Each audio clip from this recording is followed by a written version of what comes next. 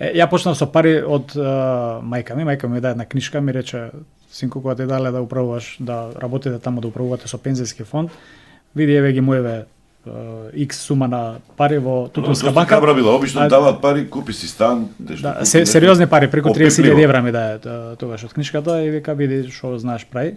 Во еден период во тој бум што го спомнува Илјана, тие 30.000 евра стана пола милион евра. Мислам, тоа беше огромна сума. И точно е тоа, во тоа време едноставно експлодираше пазарот. Не само твои другари и пријатели, мои другари и пријатели исто така се задолжува и купува акции, а секогаш е правилото дека во такви инструменти како што се акциите, паметно, посебно кога прв пат се соочуваш со вложување во акции, да не земаш кредити, туку таму да ги вложуваш слободните парични средства. Да, знам дека мнението за актерите и за уметниците дека ние не знаеме со финанси, тоа е некако општа тема и теорија, тоа не е така. Многу зависи од човекот за какви интереси има, што интереси има во животот. Мене секогаш ме интересирале финансиите. Кога се случи пад на берза и кога акциите паѓаат, јас не сум од тие што зима и продава се, него напротив докапитализираш, односно докупуваш. Купуваше по поевтино. Па затоа што кога паѓа, купуваш поевтино, ти таа во еден момент, дали, еве, Коста кажа пример, после 5 години, таа после X време расте. Има една графика, Билјана ќе ти ја објасни многу добро, во 7 години како е падот на берзата и растот на берзата. Само треба да бидеш трпелив. Здраво, добре дојдовте во подкаст кој што има за цел да даде одговор на многу прашања кои што секојдневно се ги поставувате, ама нема кој да ви ги одговори. Capital Asset Management и Capital Финансиски центар се тие што денеска ќе се обидат да искомуницираат со сите вас и да ви ги поедностават сите текови на парите. Прво да одговорат на прашањето што се тоа пари, што се случува со парите, што ќе се случува со парите во иднина, дали ќе постојат, дали се ќе биде виртуелно и како со вашиот имот, со парите да управувате, како да направите профит, како да ги задржите парите и каде и како да ги инвестирате. Например, ќе да знаете појасно што се тоа акции, што се тоа берзи, дали е подобро да штедите, краткорочно, долгорочно штедење или да инвестирате во акции, што е тоа докапитализација, што се тоа тарифи, зошто по нив е популарен Трамп, сите тие прашања денеска ќе ги обработиме со Коста Костадиновски, Бијана Станковска Арсова и актерот Дејан Лилики. Колку и да ви е чудно, и актерите знаат што да прават со парите. Да почнеме со Коста Костадиновски. Коста, од кај оваа комуникација, овој допир со парите? Вашите родители, дедо биле банкари, акционери, порано немаше во СФР. Немаше берзи се. Или постранство биле, па учеле, па сето тоа се префрлило наследно на Коста. Добар ден, Сторле, и од мене. Благодарам за поканава да учествуваме тука во овој подкаст. Генерално, мојот интерес за акциите е мој личен интерес, не се работи за никаква традиција, фамилиарна во тој дел, конкретно акции, берзи, инвестициски фондови. Иако да речеме доста некоја мојата фамилија важи за предприемачка фамилија, меѓутоа никој од нив не бил поврзан со директно со пари, со банки и со финансиски институции. Јас сум прва генерација од кај мене што се занимава со берзи, со инвестициски фондови, со пензиски фондови, веќе 20 години, 20 и нешто години приватно, 20 години полни институционално. Моите се во друга бранша, мајка ми има единствена добирна точка со економијава, пошто она е економист во професија, сметководител.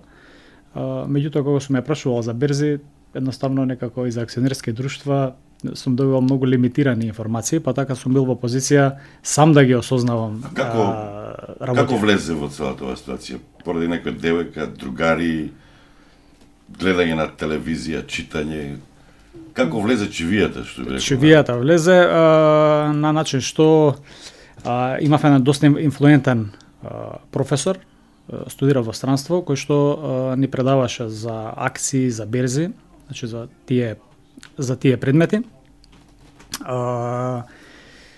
И тоа се случуваше во еден период таму, да речем негде 2002-2003 година, непосредно после оне така наречен dot-com bubble во Америка, кога паднаа цените на технолошките компании, а тоа истаков, да речем, бабл на берзите или пораспанагол пад на берзите се случуваше во Грција. Тој имаше искуство на атинската берза директно како брокер.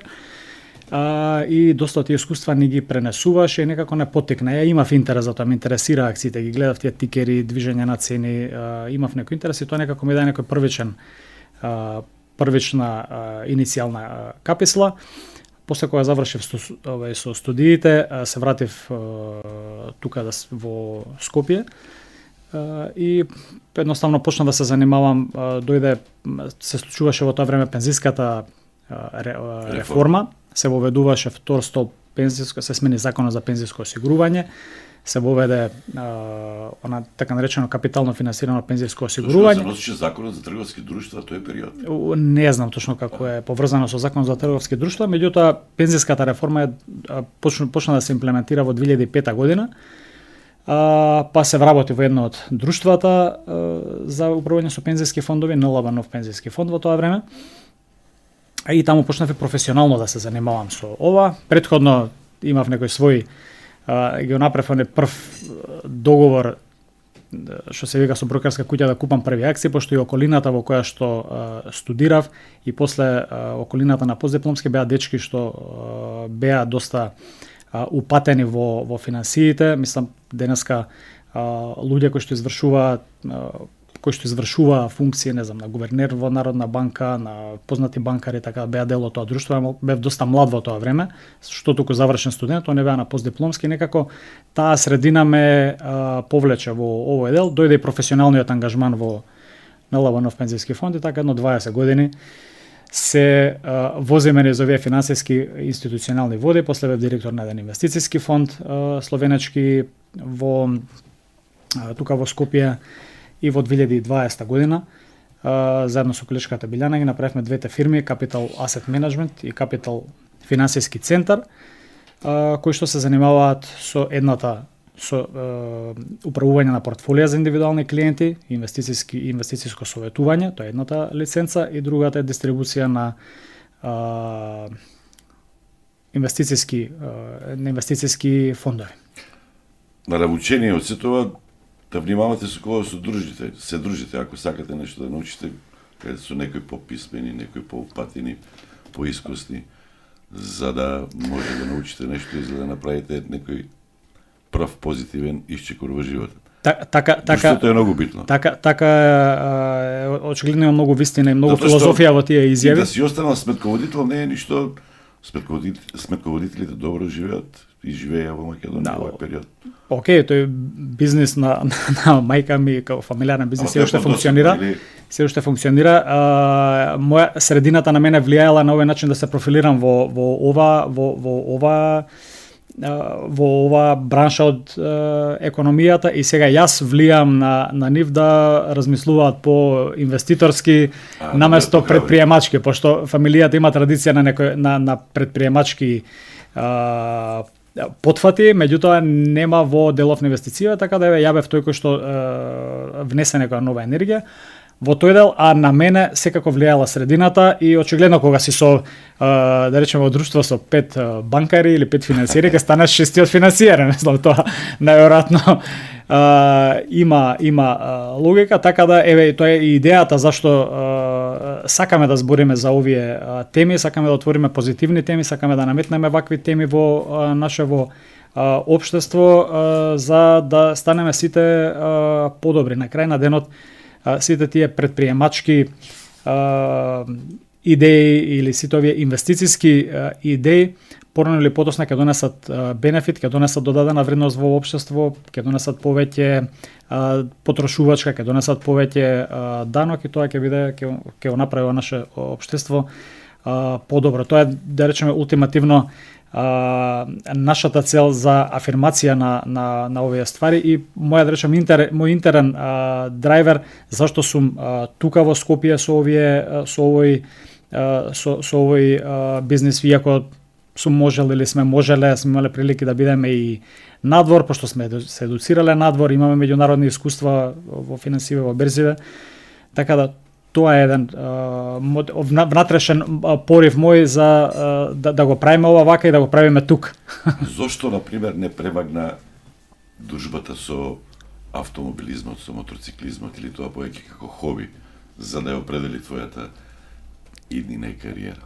И тоа има влијание, има влијание. Да, многу пари треба, тоа се ефтини спортови. Да, тоа не скапија спорт неверојатно. Неверојатно, да. Мојата околина е тука, да речам, некаде што сум раснат, е така со чудни подземни води, подводно. И тука имаме такви бубачки лоши кои што не тераат на такви адреналински работи, така да и тоа е едно мое хоби и така доста посветувам дел од приватното време на автомобилизмот, се дружам со доста автомобилисти и ја имам некои такви хоби, излети во автомобилизмот, некои такви учества, пошто го сакам спортот генерално, и автомобилизмот, и велосипедизмот, па да речам и групните спортови, така да генерално сакам доста и спорт. Вие на Станковска Арсо и сите прашања и повторувам, или вие си имате традиција, факултетот ве натера, сопругот ве натера, може би некој момче, дечко, за да влезете. Работевте нешто претходно во администрација, државно, па после тоа одлучивте кога ви досади некој да ви попува. Кажете ми вашата приказна. Окей. Генерално, јас по вокација, односно по образование, сум албанолог. Значи, Албанолог? Албанолог, да. Имам завршено филолошки факултет, албански јазик. Никогаш не работев со тоа. Тоа е барана професија, тоа. Поготово во Македонија. Па да, и посебно... И доста храбри сте биле кога сте запишеле албански јазик. Сега тоа сите го примаат, го прифаќаат, велат дека добро е да се знае што повеќе јазици, да се знае и албанскиот јазик, да се знае и ромскиот и турскиот. Немаше забелешки, никој не ви кажа нешто како што бараш таму, тоа што запишуваш. Вака, јас кога сакав да студирам надвор од Македонија. 95-та година беше тоа. Брат ми студираше во Словенија, таму ги заврши студиите и некако јас сакав да излезам и да одам на студии надвор. Ама моите родители во тоа време рекоа стоп, едно дете отида, другото дете ќе работи, ќе живее тука со нас. Така да... Не било пише во странство, да. Да, и плюс 95-та година беше распадната државата, СФРЈ, нели, малку беа турбулентни времиња и едноставно ми рекоа, еве, студирај тука што сакаш. И првен реков, ќе студирам економија и мајка ми вика, сега има економисти со лопата да ги ринеш. Во 95-та, нели, сите предпријатија горе-долу почна едно по едно големите фирми да пропаѓаат. Право, исто, правници има со лопата да ги ринеш, бирај нешто што е возбудливо. И реков, од сите возбудливи работи, тоа ми се виде како албанолог, нема, во тоа време не се запишува генерално на да студираат албански јазик, моите барем другари колеги, и се запишав на албанологија. Меѓутоа некако во прва или во втора година на факултет кога бев, брат ми дојде со една добра идеја, ајде да направиме фирма, ќе работиме ова она, и викам окей, ајде, јас од секогаш сум го имала тој предприемачки дух. И реков добро, ја ќе бидам управител, така се договоривме, он собственик, мада. Ти можете и како преведуваш да работите, нема нема да таму пари. трпите за леп. Нема таму пари, посебно сега со ChatGPT. Не. Мислам, со едно време може би имаше, сега веќе полека таа професија почнува да изумира, ChatGPT све знае, така да новите технологии си носат нови предизвици. Како и да се вратам на приказната, почнавме да работиме со фирма, значи станав управител и од првиот мој работен ден бев директор, значи немаше административно работење, немаше работење во служби и така натаму. И така некако, мислам, работејќи за нашата приватна фирма, доста научив за бизнисот. За некаде во 2005 година да ме поканат на еден настан, би рекла така, како обука семинар за финансии. Тоа се првите подсврсти контакти со... Конкретно со поле финансии, да, претходно нормално како директор мораш да научиш и како управител на фирма генерално доста од бизнисот и од финансиите, меѓутоа со овој дел берзи, акции и фондови, во 2005 година, значи пред 20 на години, дојда едни словенци и австријци и не собра, не знам, едно 10 на 15 луѓе бевме присутни на една обука, каде што ни зборува за тоа како функционира пазарот на капитал, што е акција, што е инвестицијски фонд, како тоа функционира. И јас слушајќи го тоа, некако како да ми се отворија огромни можности, јас така го прифатив тоа како нешто ново, модерно и што допрва доаѓа кај нас. Во тоа време нашата берза функционираше и работеше, но не инвестицијските фондови. Инвестицијските фондови почнаа да функционираат 2 години подоцна, во 2007 година. Но имајќи некоја визија, јас... Први инвестицијски фондови, кои што се сеќам, беа СЕАФ, така се вика, дневник го зема, па имаше за јајце една тие фабрика. Тие беа приватни инвестицијски фондови, ови зборуваме сега за отворени инвестицијски фондови, каде што може генерално широка популација да влезе да купува. Отворени инвестицијски фондови се 2007 година. И тогаш беше донесен и законот и ставен во функција, меѓутоа после тој семинар ја реков, окей, ова е нешто што сакам да го живеам, дава големи можности. Се запишав на обука во Комисијата за хартија од вредност, имаше објавено обука за брокери, за луѓе кои што купуваат и продаваат акции на берза. Кога излегува првите брокери тогаш? Одамна беа излезени предходно, бидејќи берзата функционираше, нели, да. Меѓутоа јас тогаш дознав и веднаш реков, окей, тоа е тоа, сакам додам, се запишувам, го завршив курсот, полагав, добив лиценца, потоа, мислам, добив решение дека, нели, можам да работам како брокер. И потоа тек во 2008 почнав да работам како брокер, меѓутоа во меѓувреме пак берзата беше тука пред нас и нормално веќе кога имаш некои информации, пробуваш прво со лични пари, нели, да купуваш акции. Почнавме да работиме на подрачје инвестицијски фондови, исто така. И генерално јас се насочив повеќе во текот на овие 20 на години во делот на едукација финансиска на населението. Зато имаме и 2 фирми кои што ги представуваме. Капитал финансиски центар во суштина е пред се друштво за финансиска едукација. Бидејќи во Македонија генерално граѓаните во ова подрачје имаат многу мали знаења. Јас ќе кажам на пример, тогаш UNDP имаше еден проект добро корпоративно управување, се викаше, и правевме многу емисии, ама и многу бевме разочарани. Луѓето појма нема и не само тие обичните граѓани, туку и оние кои што работат по судови, обвинителства, во институции, воопшто речиси не ја познава. Тој преминал денем во друг систем, не знае што се акции, не знае како да постапуваат, па на суд се случуваше често не ради корупција, али тоа што не знае судиите како да постапат и ги одложува одлуките и така пропаѓаа многу компании. Не е далеку од таа констатација ни денешнава реалност. Во погледот на корпоративно управување се уште ние се бориме со некои компании да почнат да работат на добро корпоративно управување, за жал, кое што е важно за нас како инвеститори, како инвеститорска јавност, да го добиеме комфорот со цел да можеме да донесеме адекватни одлуки како за нас, така и за нашите клиенти. Нивото е, да речем, дигнато доста, има некои компании кои што стварно се качени на некој, да речем, регионален или светски стандард, меѓутоа се уште има некои компании кои што се сериозни и големи, меѓутоа во корпоративното управување се однесуваат ноншалантно би рекол. Тој период што го споменав, тогаш имаше експлозија, интереса, почна да се интересираат за купување акции. Значи пред 2008 Да.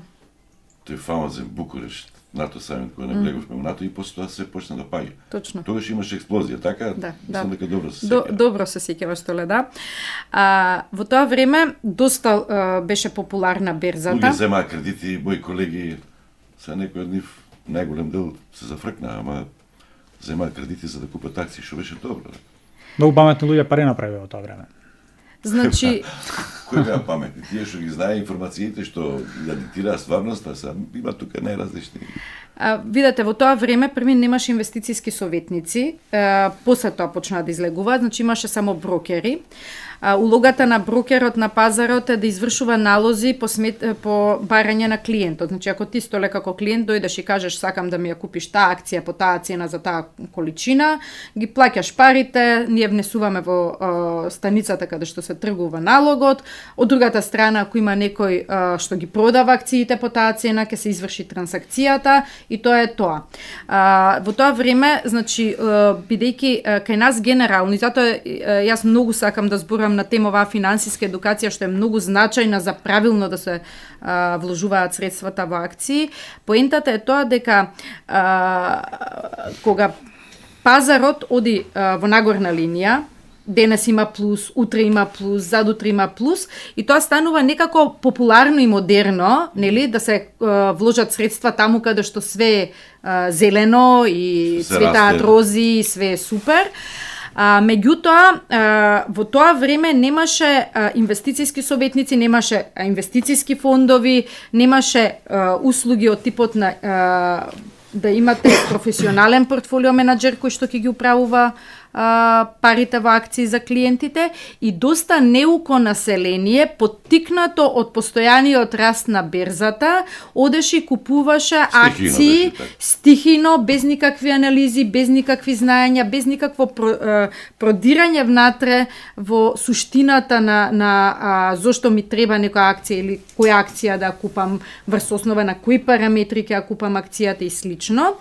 И точно е тоа, во тоа време едноставно експлодираше пазарот, не само твои другари и пријатели, мои другари и пријатели исто така се задолжува и купува акции, а секогаш е правилото дека во такви инструменти како што се акциите, паметно, посебно кога прв пат се соочуваш со вложување во акции, да не земаш кредити, туку таму да ги вложуваш слободните парични средства, кои што ти се... Каматите беа над 10-12%, беа високи многу. Ние Столе земавме кредити, така на ќе влезам во зборот на Билјана, памти го зборот, меѓутоа е интересен. Интересна анегдота, со некои ситни пари све, меѓутоа сакавме ја почнав со пари од мајка ми даде една книжка, ми рече синко, кога ти дале да управуваш, да работите таму да управувате со пензијски фонд, види еве ги моеве X сума на пари во Тутунска банка. Кабра била, обично даваат пари, купи си стан, да, сериозни пари, преку 30.000 евра ми даде тогаш од книжката и вика види што знаеш прави. Во еден период во тој бум што го спомнува Илјана, тие 30.000 евра стана пола милион евра. Мисля, тоа беше огромна сума. А иначе за моите приватни пари, покрај први некои ситни пари што сум ги собрал, да речеме 1000-2000 евра, као покрупен чекор беше кредит од банка.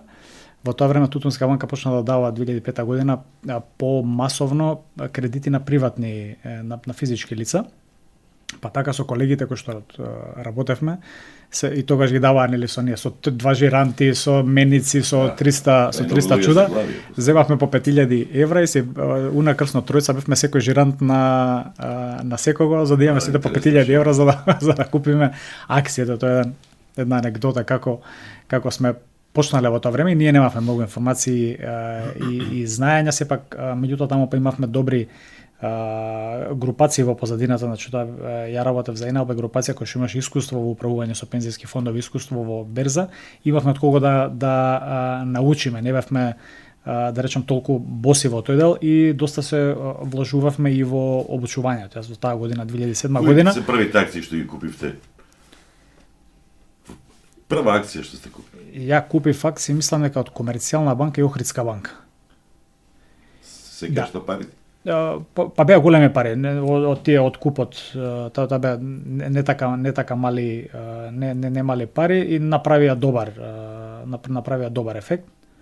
Така да тоа се први и тоа и можевме во тој период, инаку да се спомене и тоа дека кај нас вложувањата во акции на странски пазари беа ограничени според законот за девизно работење за физички лица и за правни лица, обични трговски друштва, не само во тој период, него до практично мислам негде 2018-19 до пред короната.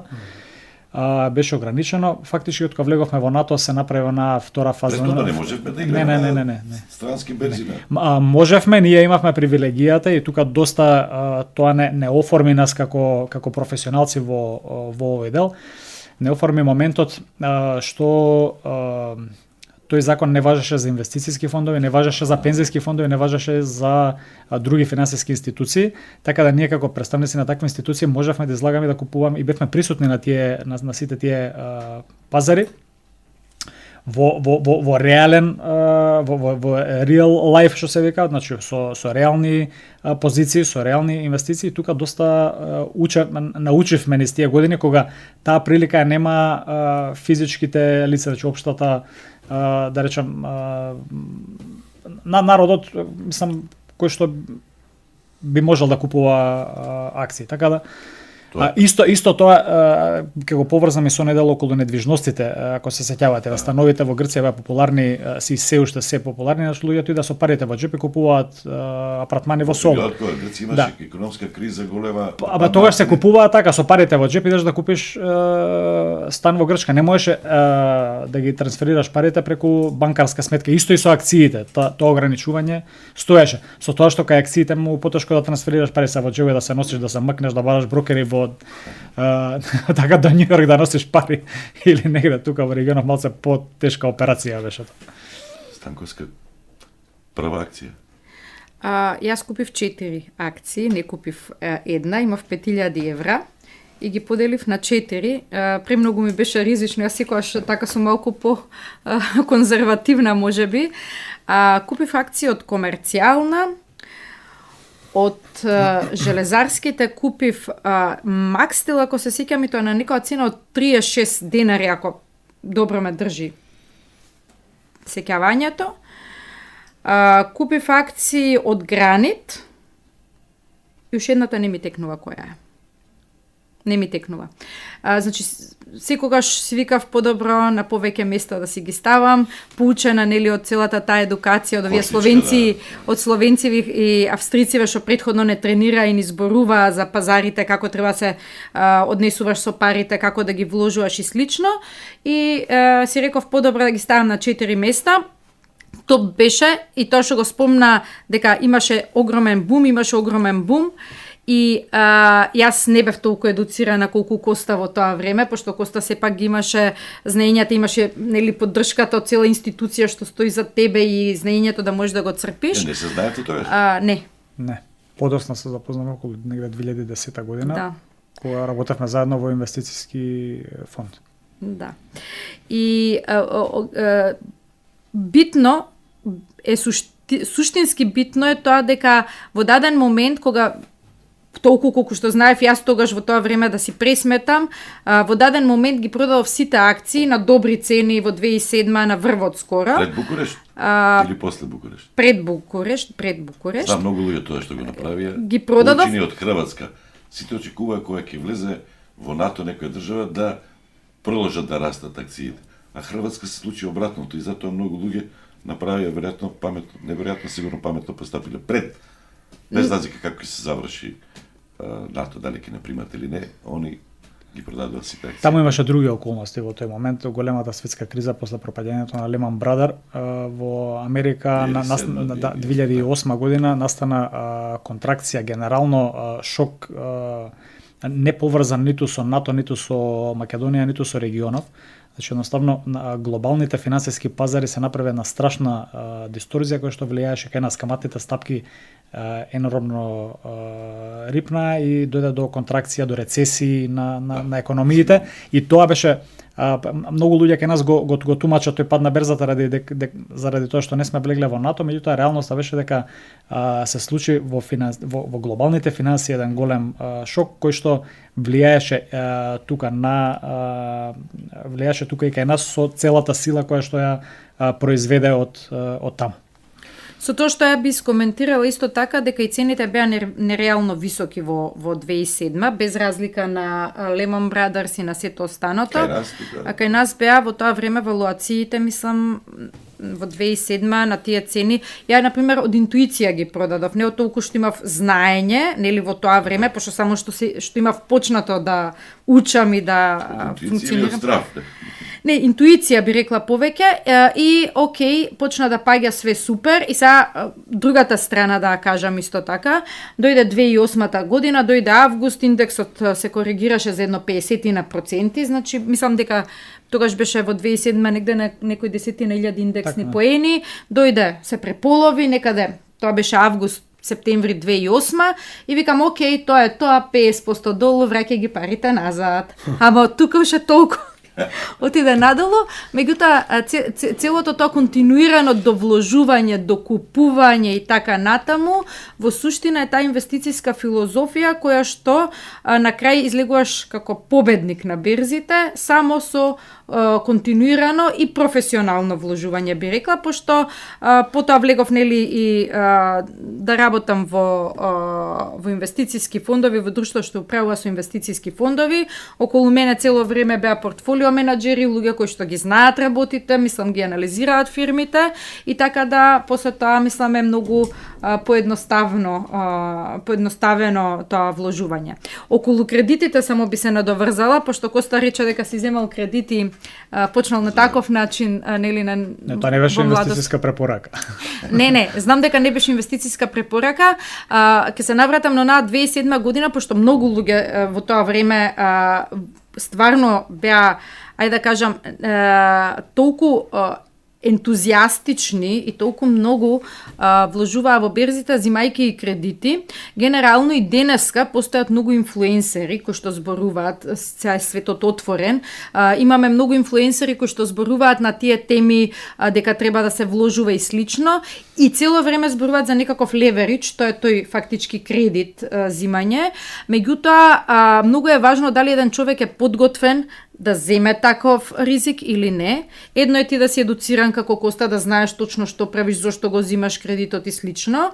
Друго е да го земе кредитот некој што стварно не знае околу инвестициите, а сам тргува на берзите. И тука настануваат тие, да кажеме, негативни ставови према вложувањето во акции, пошто викат и доста луѓе се изгореа, точно е тоа, затоа што најголем дел од луѓето сакаат самите тоа да го прават, а тоа е малку прекомплицирано. Дејан Илиќ, што бара популарен актер во финансиите? Обично, кога се каже уметници, тие не знаат со парите, неодговорни се. Такво мнение постои во светот, така. И си ангажираат менаџери. Може би Лилич бил неупатен доволно, ама бил доволно памет или некој го посоветувал, дали девојке, дали од дома некој пријател, другар, да ангажира луѓе што знаат, инвестицијски советници. Првите контакти и првите акции со тоа почнав. Ајде вака, јас НАТО, уште тогаш или уште 2005 година, всушност од тогаш се знам и со Билјана, со Коста се запознавам некоја година подоцна. А финансиите, да, знам дека мнението за актерите и за уметниците дека ние не знаеме со финанси, тоа е некако општа тема и теорија, тоа не е така. Многу зависи од човекот за какви интереси има, што интереси има во животот. Мене секогаш ме интересирале финансиите. Татко ми е економиста, воено лице, но тоа никако не влијаело.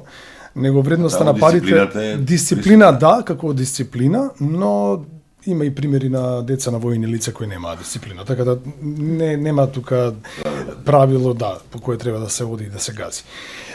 Мене ме интересирале финансиите од секогаш затоа што сум знаел дека и светот во кој што живееме ти се потребни, но и многу внимателно треба да се раководи со нив. Од таа гледна точка во 2005 година, мислам, ние не сакав да ги прекинувам и ни тебе, Столи, ни Билјана, ни Коста, но ние зборувавме, за почеток не сакав, и ние зборувавме, нели, еден систем во кој ние како Македонија бевме, нели, прво во таа бивша Југославија, па потоа влеговме, ние имавме друг систем на уредување пред се.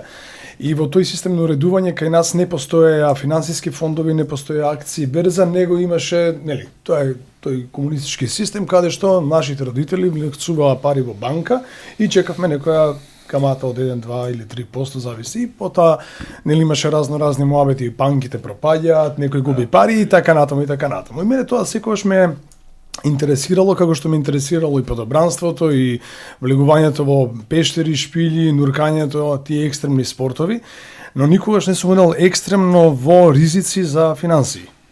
Него сум бил внимателен во однос на тоа. Значи, тој еден систем, друг систем, јасен ми бил, но сум го знаел системот надвор во Европа и во светот како функционира. Таму немаше банки.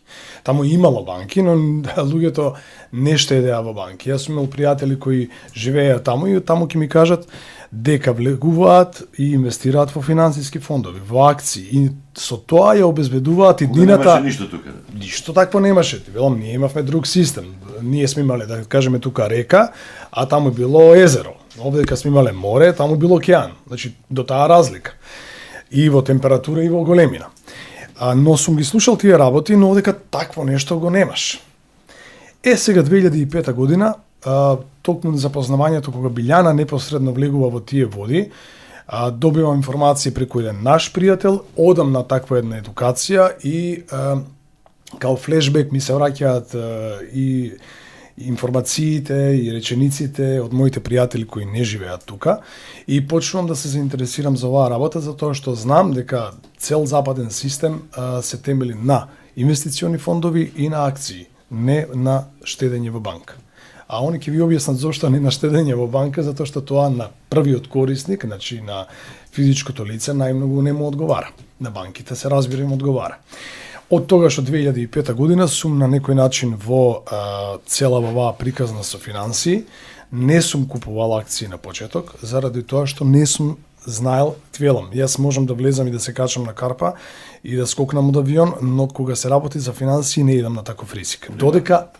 Додека не го осознам што значи тоа. Првите акции кои ги имам купено, ми се од Коста и од Билјана која влегува како тим, и нив им ги дадов на доверба моите средства и пари од вложените фондови претходно што сум вложувал, и они го раководеа моето портфолио. Од тогаш па понатаму до ден денешен, и тоа така ќе си остане. Таа доверба ја имам.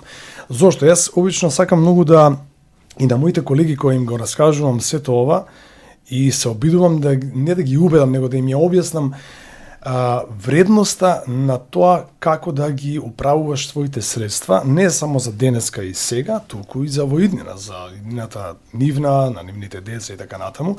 Сакам да кажам, едукацијата колку е важна, тоа што и Билјана и Коста го зборуваат. Билјана особено потенцираше едно такво нешто. Замисли град каде што сите возат автомобили и каде што никој нема стручен човек да го обучи да вози автомобил, и замисли град каде што има автошколи кај што стручно ќе ги хаосот во првиот град е многу поголем, во вториот град не е поголем, се случуваат грешки. Тоа се случува и ако не знаат луѓето, значи купуваат на берза, никој не знае што купува, не знае како да го управува тоа, и да, имало крахови, паѓаат и велат ова не е добро. Па не е добро затоа што не знаеш да го работиш. Дај му на некој што знае да го работи, некој што знае да го управува, и тогаш може ќе биде добро. И тогаш ќе се оплодат парите, ќе имаш, се разбира, не од денеска за утре како што сме навикнати ние во Македонија, ако можам денеска да вложам, задутре веќе да бидам милионер, тоа нема. Тоа има, ама на некои други начини што нас не интересираат, нели, така? Но сето ова што ние сега го зборуваме е нешто што е долгорочно и нешто на кој треба да му веруваш, односно и тој што на кој му веруваш, и тој ќе ти даде информации, значи ќе те обучи. не е тоа баук, тој не ги зимаат средствата и ги кријат и не ти кажуваат што прават со нив, него ти ги покажуваат. Но се разбира, мојата професија е такава каква што е. Јас сега да седнам на монитори и да гледам акции, можам, но мислам дека нема потреба. Има некои двајца кои се многу посторични во таа област, на кои им верувам. Во текот на овие години сум видел што се случува и како се случува и морам да ти признам во многу кризни ситуации некои мои ова вложување веќе 20 на години што го правам ми помогнало. Првите акции, не ги кажа кои се. Да, првите акции морам да ти кажам дека не знам. Значи јас ќе ти кажам дека на почеток влегува во инвестициски фондови.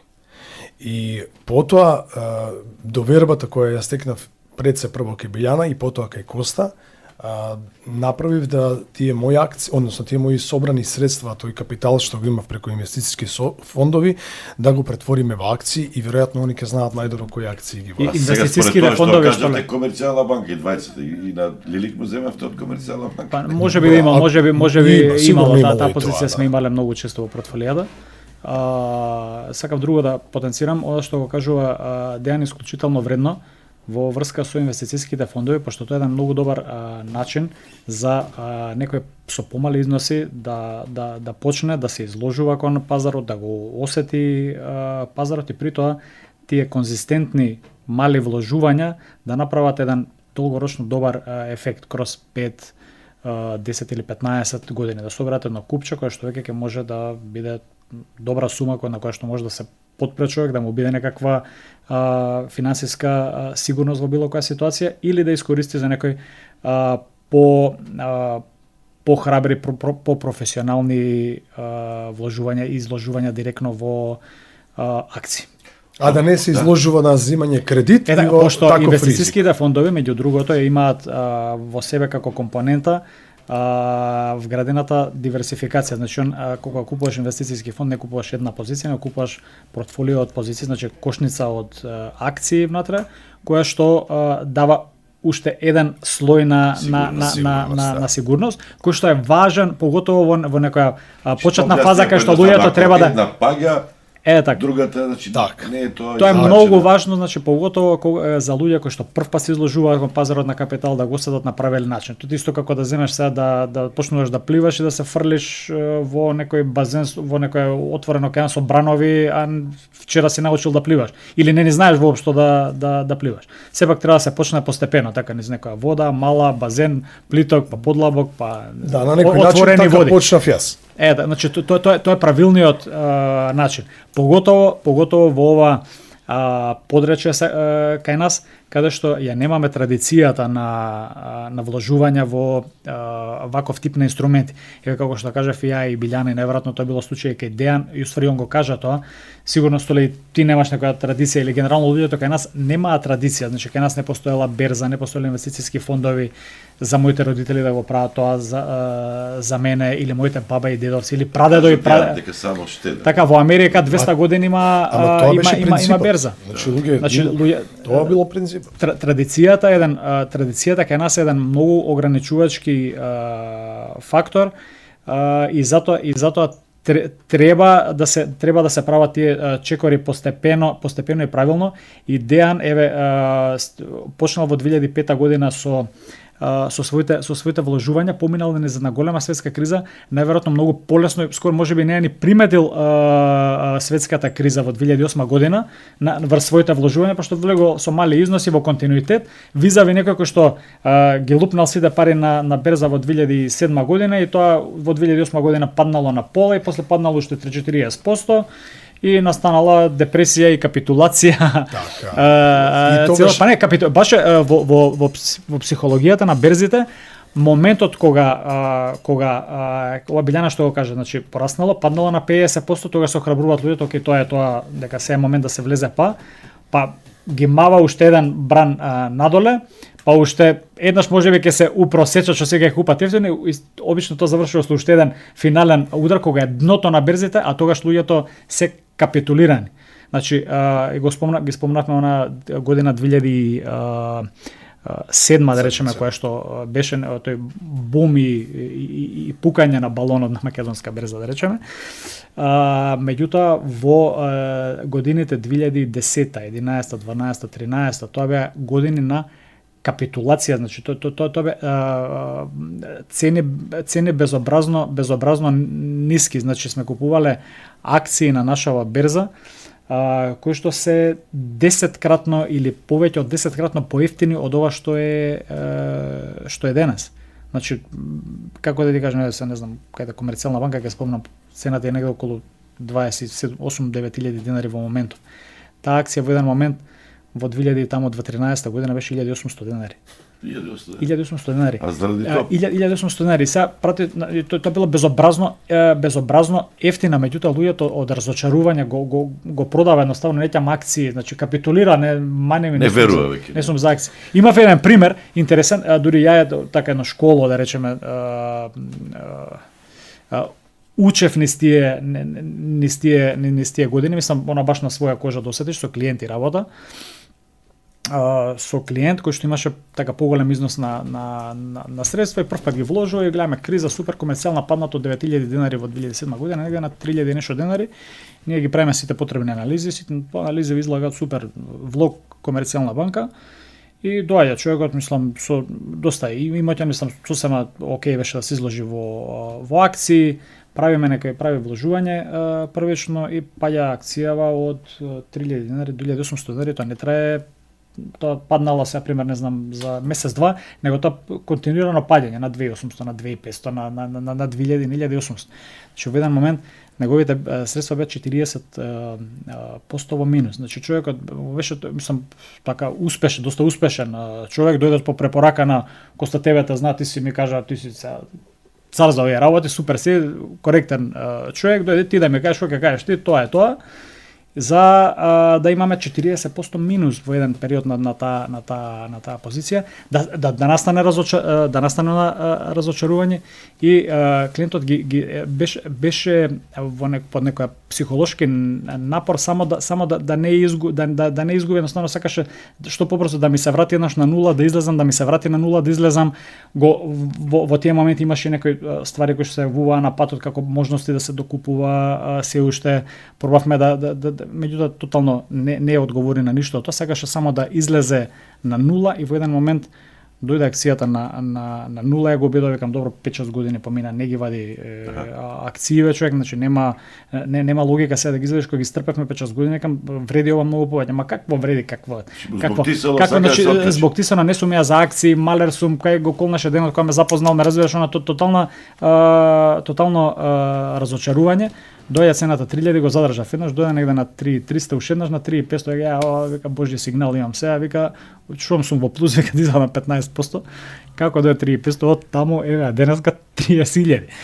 Значи, тој влог 10-кратно се зголемил, меѓутоа се трпело во некои периоди. И на тоа треба да бидат луѓето подготвени, да имаат верба, да ја гледаат крајната точката на крајот на тунелот. Да остане кај ни вербата дека компаниите кои што се вложени ќе продолжат да работат, ќе ги направат профитите, ќе испорачаат дивиденди за нив и менаџерите кои што им ги управуваат, кои што ги следат компаниите, дека читаат правилно и дека носат коректни одлуки. Во тој момент тие одлуки да се купува на тие цени беа сосема оправдани, легитимни и правилни од денешна гледна точка, меѓутоа секогаш кога се вложува во акции треба да се дае малку подолг рок на времето на инвестицијата да го направи своето, она што го спомна идеја, значи резултати преку ноќ нема, може да бидат, меѓутоа генерално нема. И да заклучам оваа тема, обично кога се такви најмрачни и најтемни ситуации, а при тоа компанијата она од внатре ти кажува дека знаеш дека таа компанија ќе успее или дека ќе го направи своето на пазарот, се по дефиниција најдобрите моменти за купување или докупување од определени акции. И тука сме фактички Capital Asset Management и Capital Финансиски центар, нашава група на компанија е тука да го преточи тоа искуство кое што сме поминале овие 20 кусур години на финансискиве пазари во земјава и во странство на своите клиенти и правилно да ги води низ овој свет, пошто доаѓаат секакви ситуации. Лилики, имало ли растежи и падови? Кои предизвикувале некои психолошки моменти да помислиш Па Билјана и Коста ме изневерија? да не сум имал финансиска едукација во тој период од 2005-та па до 2007-2008 година, веројатно и јас би помислувал на такво нешто. Но затоа ти велам, јас внимателно влегував во сето тоа и се обучував. Значи ние тогаш немаше тука некакви курсеви или книги за такво нешто, мислам, тоа или може и интернетот не беше така популарен и толку расширен во тој период. Значи тоа црпев искуства од луѓе кои не живееа тука и од луѓето кои доаѓаа, кои ја вршеа таа финансиска едукација, па заедно со Билјана сме проаѓале и денови, разговаравме што е, како е, гледавме примери и така натаму и така натаму. Така да од оваа гледна точка и тогаш ако ме прашуваш, кога се случи пад на берза и кога акциите паѓаат, јас не сум од тие што зима и продава се, него напротив докапитализираш, односно докупуваш. Купуваше по поевтино. Па затоа што кога паѓа, купуваш поевтино, ти таа во еден момент, дали, еве, Коста кажа пример после 5 години, таа после X време расте. Има една графика, Билјана ќе ти ја објасни многу добро, во 7 години како е падот на берзата и растот на берзата. Само треба да бидеш трпелив. Значи, не треба да се предадеш и не треба да чекаш дека денеска ако вложиш, утре ќе имаш 100% повеќе. Никако, може би да паѓа, но правиме тука муабет, нели, за кога се во прашање фондови, тие генерално нели инвестираат во фирми, кога купуваш акции, купуваш од фирми. Тоа се реални работи, тоа не е нереална работа. Сега да не споредувам со некои нереални валути кои постојат и денеска, но гледаш дека таа фирма функционира, дали е таа фирма, дали произведува, дали значи таа функционира. Сега прашањето на многу мои пријатели е, а што ако пропадне? Да, ако отиде во стечај, па имаме такви примери. Па добро. Ето се, ако има такви фирми кои што акциите пропаднат. Да, има компанија. Така, нели? Затоа е она што го кажува Билјана, не се во едно место. Значи они обично луѓето викаат, ова расте, се тука сите 100.000 тука. Не. Направи ги, оти не знаеш ти на оваа маса ќе падне на столче, ќе падне оваа шолја, ама овие три ќе останат исти. Ама ако ги ставиме шолјите тука, сите ќе се скршат. Така да во таа финансиска едукација, среќа моја што ја имав и што сакав да влезам во нејза, ги осознавав тие работи и велам, дури јас во еден период и продолжив и почнав и да работам, да соработувам, но си реков, океј, ќе си ја задржам ја мојата професија, ова ми е доволно, знам што се случува тука, ќе продолжам да инвестирам и така да ги знам падовите, ги знам растовите, среќен сум кога расте, но и среќен сум и кога паѓаат акциите, затоа што знаеш дека тогаш со многу помал капитал можеш да докупиш и знаеш дека во еден момент таа ќе си расте. И на крајот на криштата разговараш со луѓе кои се стручни на таа тема и што треба да се купи и како треба да се купи. Што расте, што не расте, што е добро на пазарот, што не е добро на пазарот. Велам, и јас можеби можам тоа да го следам, но тоа е тешка работа. Не е тоа туку така лесна и да предвидуваш. Треба искуство, треба знаење, тие го има тоа и затоа сум јас тука со нив. Многу често може да се слушне во јавноста, лаички, дека ова не се разликува премногу од коцкањето, од кладењето, од облажувањето. Огромна разлика. Не. Огромна разлика. Значи коцкањето е непредвидливо, нели? И ова е непредвидливо да кажем. Траекторија, дали после една, после две. Ама во коцкањето, на пример, ајде да речеме на рулет ставаш црно или црвено. Така тоа е сега и овде. А овдека е, гледаш и следиш нешто што се случувало во минатото. Значи, правиме муабет за фирми кои постојат 100, 200, 300 години. Значи, тоа не е нешто што не го знаеме. Сега као некој да ти каже дали е добро да се вложи во злато. Се разбира дека е добро, зашто гледаш наназад дека златото расте во текот на годините иде нагоре. Значи, не е исто дали да ставиш во злато сега 100 или да ставиш на црно или на црвено 100. Јас тука ќе губи, едното може да добие, ама едното сигурно во текот на годините ќе. Така да нема врска со коцка, верувајте ми. Јас тука би сакала да додадам нешто околу коцкањето и берзите. Генерално, клиентите кои ќе дојдат, и ова се општи заклучоци на поголем дел од популацијата. Некој кажи што прави се коцка на берза. Игра на берза. Игра на берза. Не е игра, не, далеко. Игра или коцка. И сега тука е суштината, дали ја познаваме на вистина берзата и како функционира тоа, или одиме како лаици. Прво, најголем дел од луѓето, граѓаните, гледаат само на цената на пазарот. Дали денеска цената на пазарот, пазарната цена е повисока или пониска, и да, тоа е зелено и црвено, така е обележано на тикерите, и тоа е движење постојано, волатилност, значи ние тоа го викаме, постојано цените на акциите одат во нагорна или во надолна линија заради понудата и побарувачката. И тоа е само еден параметар. Многу поголема суштина има акционерството, а тоа е дека кога ние имаме акцијата, ние поседуваме реална вредност. Ние сме дел од компанијата. Не знам, пример Макпетрол ќе го земам, пошто е познат на македонската јавност. Макпетрол е бизнис кој што има доминантно, значи работи во испорака на нафта и нафтени деривати и така натаму. И сега што е поентата? Има околу 126 бензински пумпи, има управна зграда, има хотел. Значи тоа е бизнис. И ние кога ќе купиме акција од Макпетрол, ние не ја купуваме само цената на пазарот, туку купуваме дел од целокупниот имот. И нашиот резултат на дол крок зависи од тоа колку таа компанија ќе направи продажби, колку ќе има расходи, каков профит ќе оствари така натаму, вака наедноставно кажано. И има и градежни објекти чија што вредност со текот на годините расте. Значи не е иста цената на бензинските на Макпетрол во 90-тите години, 2025 година.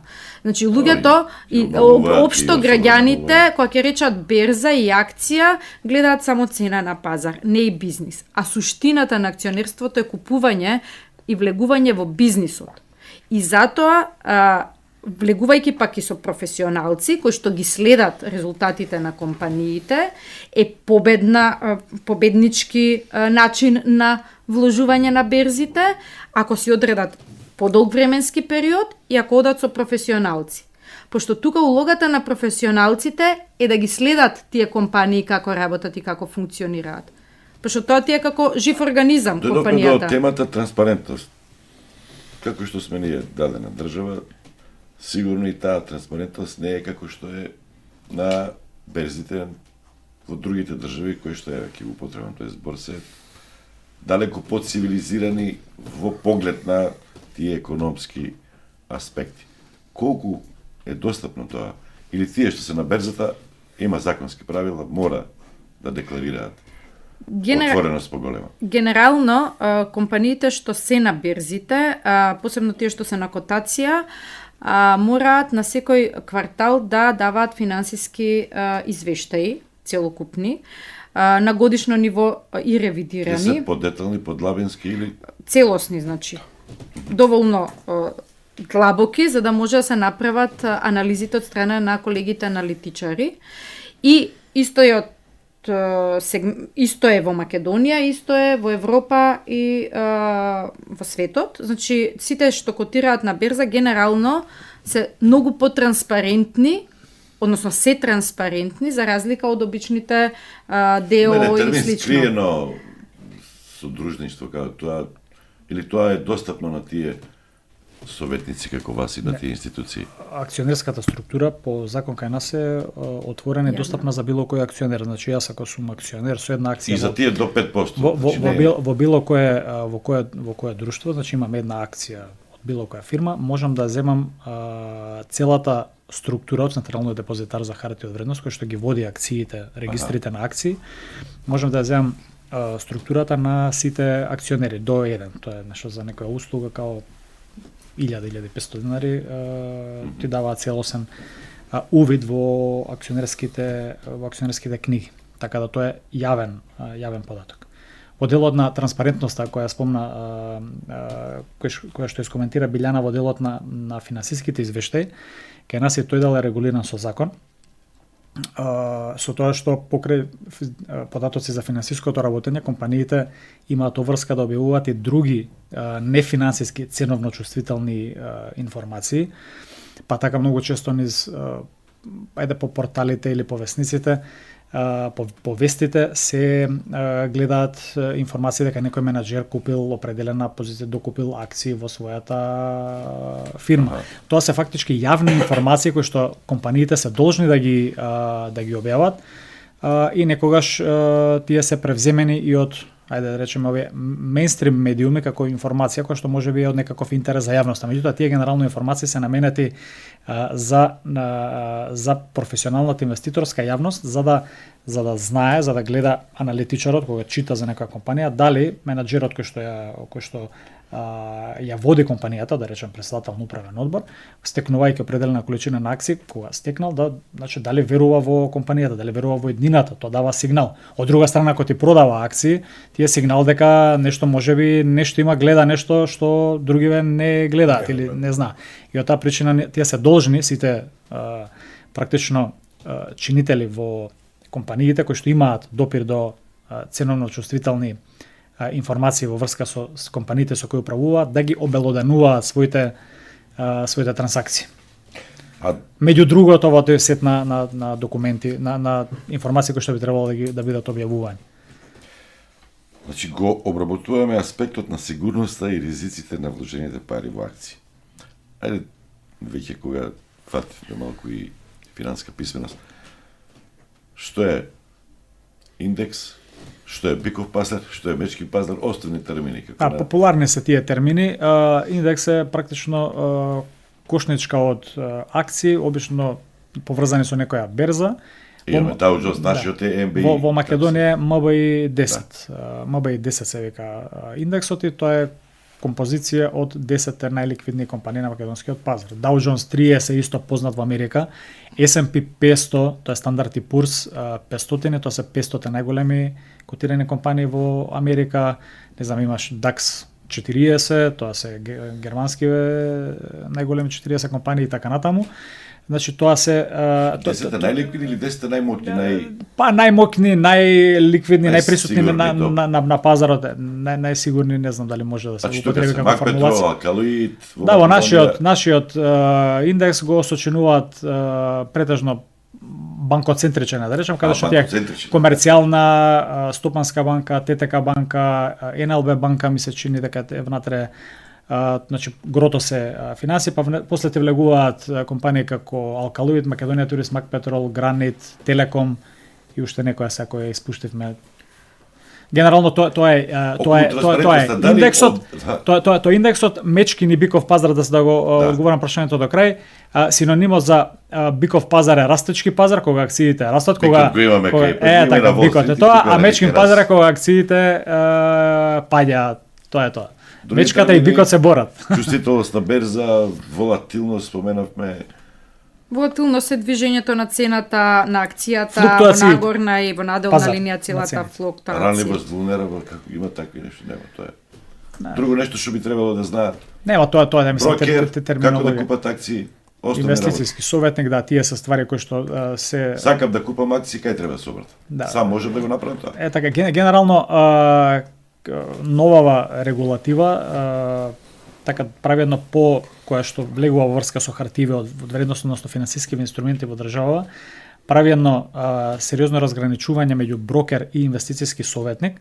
А тоа се тоа се двете точки преку кои што практично допира обичниот човек кој што ќе донесе одлука дека треба некако да влезе на пазарот на капитал, значи вообичаено треба да оде кај брокер или кај инвестицијски советник, со тоа што регулативата јасно дава ги објаснува кој е мандатот и што може да коментира брокерот инвестицијскиот советник. Например, брокерот не сме да коментира, да дава никакви инвестицијски предлози и сугестии на пазарот. Дури во странство, вака од некои наши искуства, дури некогаш кога се веш кај брокер, ако даваш телефонски налог, да не е дигитален налог или по платформите, таму не ти кажува дури ни за длабината на пазарот. Значи, едноставно века кажеме кој ти е налогот, цена, количина и крај Брокерот е само извршител, крај на програма, значи трансакционист. он е извршител. А инвестицијскиот советник е тој кој што може да даде инвестицијски совет и тука е клучна разликата зашто е тоа така направено и тоа треба да го разберат гледачите и слушателите. Тоа е така бидејќи тука има еден конфликт на интерес кој што бил препознат од законодавецот во западниве земји, од каде што ние ги препишуваме, односно од каде што ги носиме закониве кај нас, а тоа е конфликт на интерес на брокерот и клиентот, пошто брокерот, клиентот доаѓа за да направи добар резултат, да направи разлика во цена, да направи заработка од својата инвестиција, додека интересот на брокерот е да направи колку што можно повеќе трансакции со парите. Од друга страна, може да ги убедува да купува, да продава цело време, да лудува со акции, да накупи, продај, на крај клиентот да нема ништо, а брокерот да има се. И тоа е голем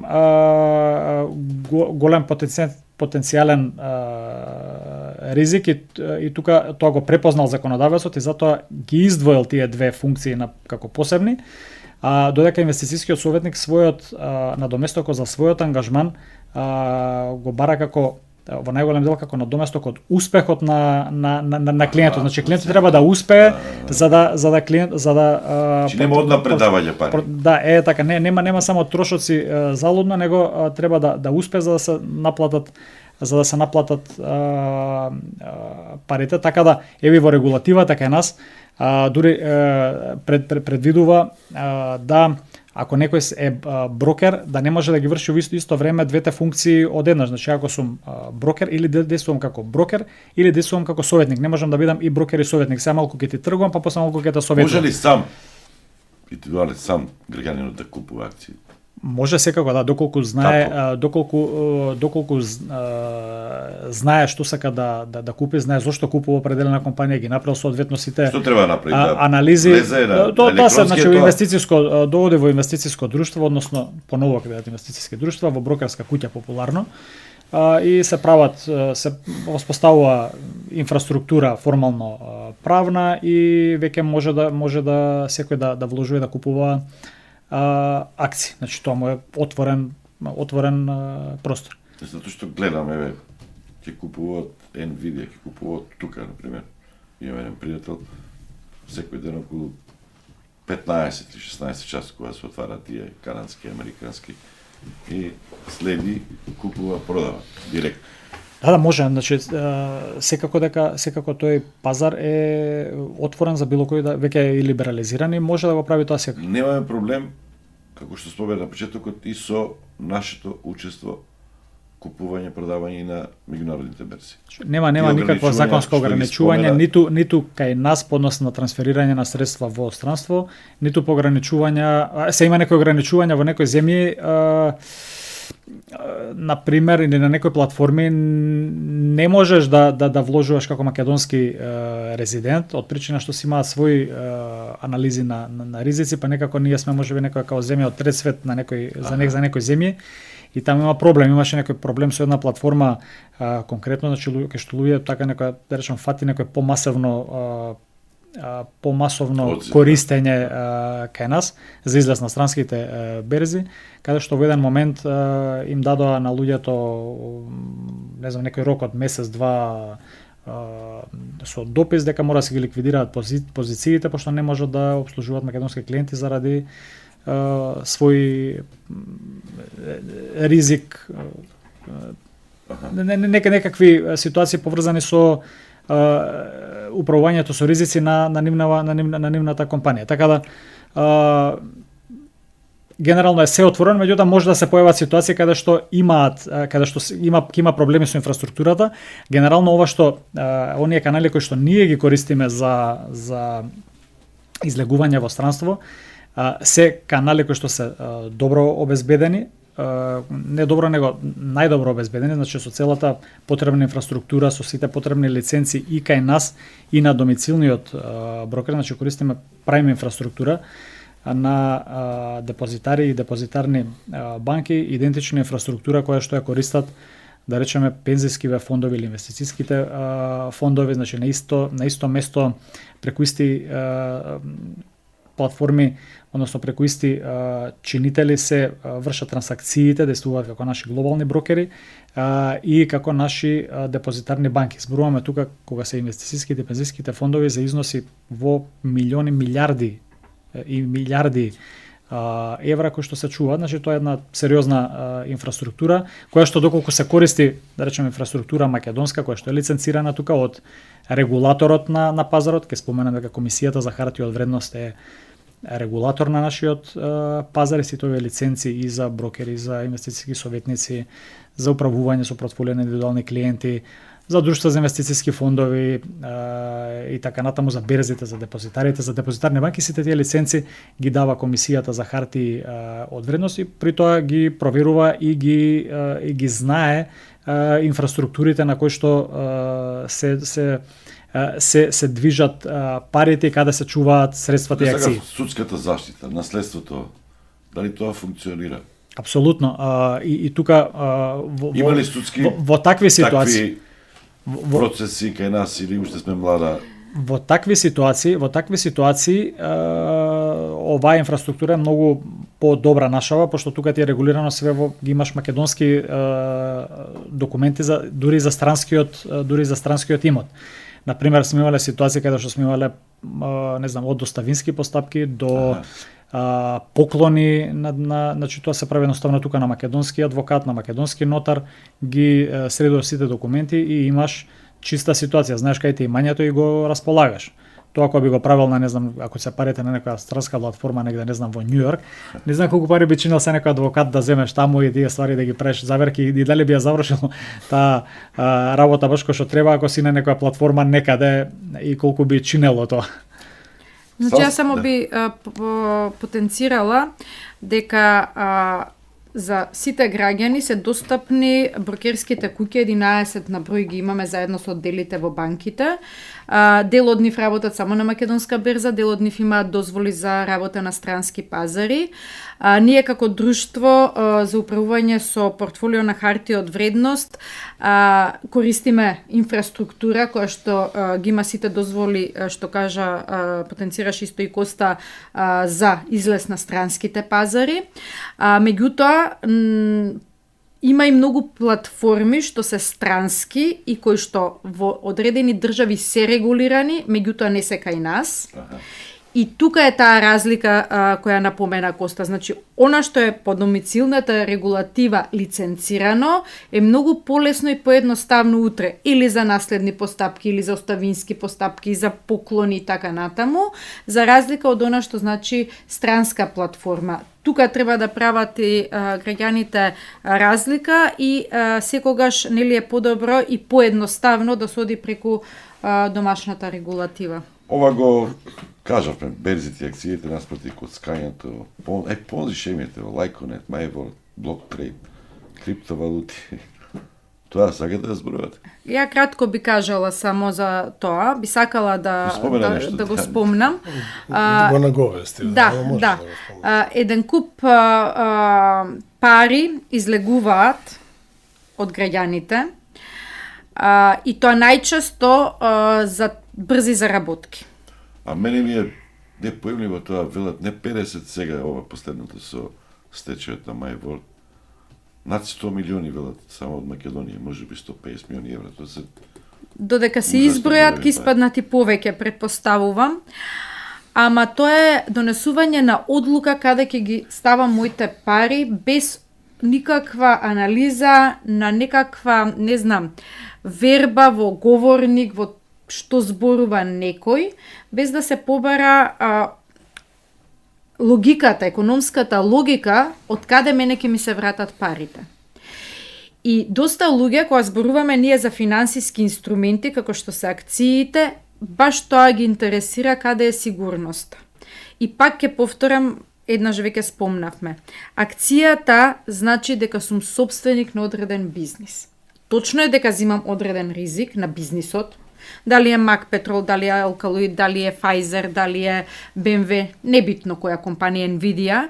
Значи, зимаме ризик на одреден бизнис. Меѓутоа, одејки по ваков регуларен пат, она што го зборуваме покриено од нашата домицилна регулатива, ние имаме системска сигурност, Ако уште го довериме изборот на компании на професионалци кои што ги следат компаниите, значи се помалку и помалку ризик имаме на тоа вложување. Плюс ако си дадеме трпение и подолг рок на вложување, секако дека ние ќе направиме профит. Точно знаеме од каде доаѓа. Доаѓа од компаниите кои што ни даваат услуги или користиме нивни производи, кои со текот на годините прават профити и ние како сосопственици на тие бизниси ќе добиеме дел од тој профит. Кога станува збор за тие понзи шеми, немаш основа на која да пресметаш ти од каде ќе дојде реалната заработка. И сега каде што се нудат големи профити, брзи профити и така натаму, неедуцираното население, значи, поведено од желбата, нели, за брз профит, ги вложува некогаш и последните пари во такви Столе, шеми. тажно е што имаме примери каде што луѓе и клиенти продавале акции, продавале акции, значи продава акции, активен имот, топ имот што му носи дивиденда, што денеска вреди многу повеќе за да влезе во некакви такви шеми. Тажно е тоа кога го гледаш, едноставно некако ќе му сугерираш, но кога ќе видиш дека нема одговор, нема слух од другата страна, едноставно нема што да му правиш. Дури и такви ситуации. Јан си паѓал такво искушение? Сум имал такви искушенија, да, но пак ти велам, од самиот почеток никогаш не сум ризикувал до толку за да влегувам во нешто што не ми е јасно и непознато.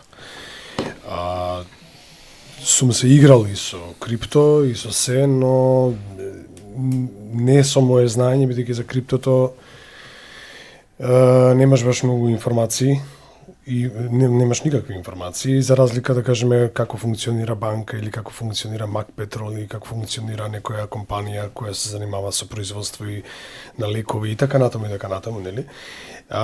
И интуитивно неколку години со криптото се занимавав за да го продадам и да излезам од таму со заработка, но потаму тоа отиде многу доле. Трамп не тоа коли пак си направи своја валута сега. А сите си прават некои валути, знаеш, нон-стоп искачаат валути, ја ги следам. Излегуваат разни валути, разни коини и така натаму, но си реков и на самиот себе си ќе почекам малку со тоа. Да видиме каде иде. Така да е имало такви шеми околу мене. Сега како ќе колку си ти свесен реално дали ќе се закачиш на тој воз или не. Најчесто се закачуваат тие што не го знаат системот или се во ситуација да вложат се демек да излезат на површина, нели? Се фаќаат за последната од очај, ама тоа од очај најчесто не функционира, некој друг заработува на нивниот греб. Конкретно да ми одговориш. Кажи. Зошто акции наместо штедење? Споменавме термини краткороčno, дугороčno штедење, тоа не ќе биде темата. Па сега еве јас стручно ќе го објаснам. Зошто не купуваш стан на пример? Сите тоа е најсигурно. Каде стан? Во кој град, во која земја, во која локација? Тоа е исто многу важно. И по која цена? И тоа е исто многу важно. Не само купи стан. Каков стан? Кој го градел и така натаму. Сега ако тргаме за станови, само да не го зборуваме тоа. Ја ќе ти кажам пред се е вака за фондовите зошто. Фондот, значи постојат фондови кои заработуваат и до 30%, и до 40%, до 20%, тоа се такви поризични фондови. Има фондови кои заработуваат од 7 до 10%, тие се онакви фондови кои се најстабилни, да речеме. И некој каже што е 7 до 10%, така? Годишно. А банките колку даваат? 1, 2, 3. Така е. И тоа на 36 месеци, на 24, на 12, 1, 2. Се што се случува сега, да кажеме, со фондовите. Твојот капитал го ставаш во фонд кој ти гарантира, да кажеме, од 7 до 10%, нели, заработка годишна, а банката ти дава 1, 2 или 3%. Не ти гарантира фонд, или колку да се спрамале, меѓутоа тоа се некои просечни вообичаени приноси. И статистички гледано тоа се бројки со кои што ги спорачуваат вообичаено акцијските фондови. И да кажеме, да, немаш гаранција никогаш, нели, ако се случи катаклизма на светов, онда нема ништо, ни банката нема да функционира, нема ни фондовите да функционираат. Но историски гледано нанасат, значи постојат фондови кои се 200, 300, 400 години стари. Не е тоа, не зборуваме сега за некој фонд од 3-4 години ново формиран. Но историски гледаш дека испорачуваат и зборуваме не за цела година, одмативна година дена да ги земеш, него тековно во текот на 3-4-5 години нели зборуваме за долгорочно штедење и инвестирање, не од денеска за утре. А банките даваат многу помал процент. Затоа фондови. Акциите исто така. Акциите, вредноста на акциите, особено ако следиш во кои компании треба да вложуваш, каде движи светот, нели тоа е реално ако го следиш се тоа јасно ќе ти стане каде треба да инвестираш и во кои компании треба да инвестираш. Сега е многу турбулентен, ранлив е период, поготово сега кога дојде Трамп, омилени со тие тарифите. Ризикот е поголем, сигурноста. Знам, ама и во ова време можеш да кажеш стоп за некои поголеми инвестиции и каде да инвестираш. Ако е ризикот поголем, да речеме, да кажеме во Соединетите Американски држави, ќе одиш на исток. Значи дисперсираноста е многу исто важно. Тоа што го зборуваме цело време. Столе тука би документирал во акциите, киријата, акциите, акциите, банките, малку не сакам да биде сватено тоа во погрешен контекст, мислам не, банките имаат одлични инструменти, депозитот е коректен инструмент, меѓутоа тука е рочноста клучна. Јас ако имам денеска слободни пари и правилното користење на двете услуги, и на акциите и на, да речем, банкарскиот депозит, теоретски банкарскиот депозит е посоодветен за пократкорочни вложувања, значи рочување на 3 месеци, на 6 месеци, на 12 месеци е окей. Или не знам, паричен фонд за парични средства кои што се слободни на година. Но зборуваме за малце поголем капитал, така. Додека значи слободни пари на пократок период кој што е известно дека ќе ги трошиме за нешто. Акциите по друга страна се соодветен инструмент за ако сакам да ги држам акциите подолгорочно. 5, 7, 10, 15 години до животот ќе ги користам, ќе го оставам наследство на моите деца, портфолиото од акции, значи тогаш е соодветно да биде човек во акции. Од друга страна, ако купам јас денес акции за не знам да идам на зимување со тие пари или да идам на летување и дека сега не знам мене акцијата на Nvidia, ја спомнавте предходно, ќе ми направи сега 30%, јас сега ставам 2000 евра и ќе извадам ќе го извадам одморот, тоа е бесмислен потек, тоа нема никаква логика и е преголем ризик, пошто на краток рок ти до нова година или до летоска не знаеш што све може да се тоа е веќе мајтап, случи. Па не е мајтап, меѓутоа многу луѓе се покажа дека така ги користат акциите на неправилен начин и затоа ги немаат резултатите, затоа се уплашени од материализацијата на ризиците кога се појави некој ризик на кога излезе на површина, не се спремни да реагира во дадени ситуации адекватно. Многу е важно кога се материализираат некои ризици да се направи соодветна проценка од аналитичарите како тие ризици се рефлектираат на компаниите, например ги спомна тарифите на Трамп. Како ќе се рефлектира тоа на не знам на определена компанија. Да речеме, не знам, ќе има тарифата рефлексија дека ќе паднат приходи за 5% и профитот за 10%. А акцијата имаш реакција на акцијата минус 40%. И тоа ти автоматски од да речем обичен човек би се уплашил, минус 40 ќе рече леле пропаѓа Nvidia, ама аналитичар што знае, што ги гледа бројките, ќе го види тоа како одлична можност. Ќе ти дадам еден пример по сликовит од нашава берза, со добро позната компанија Alkaloid.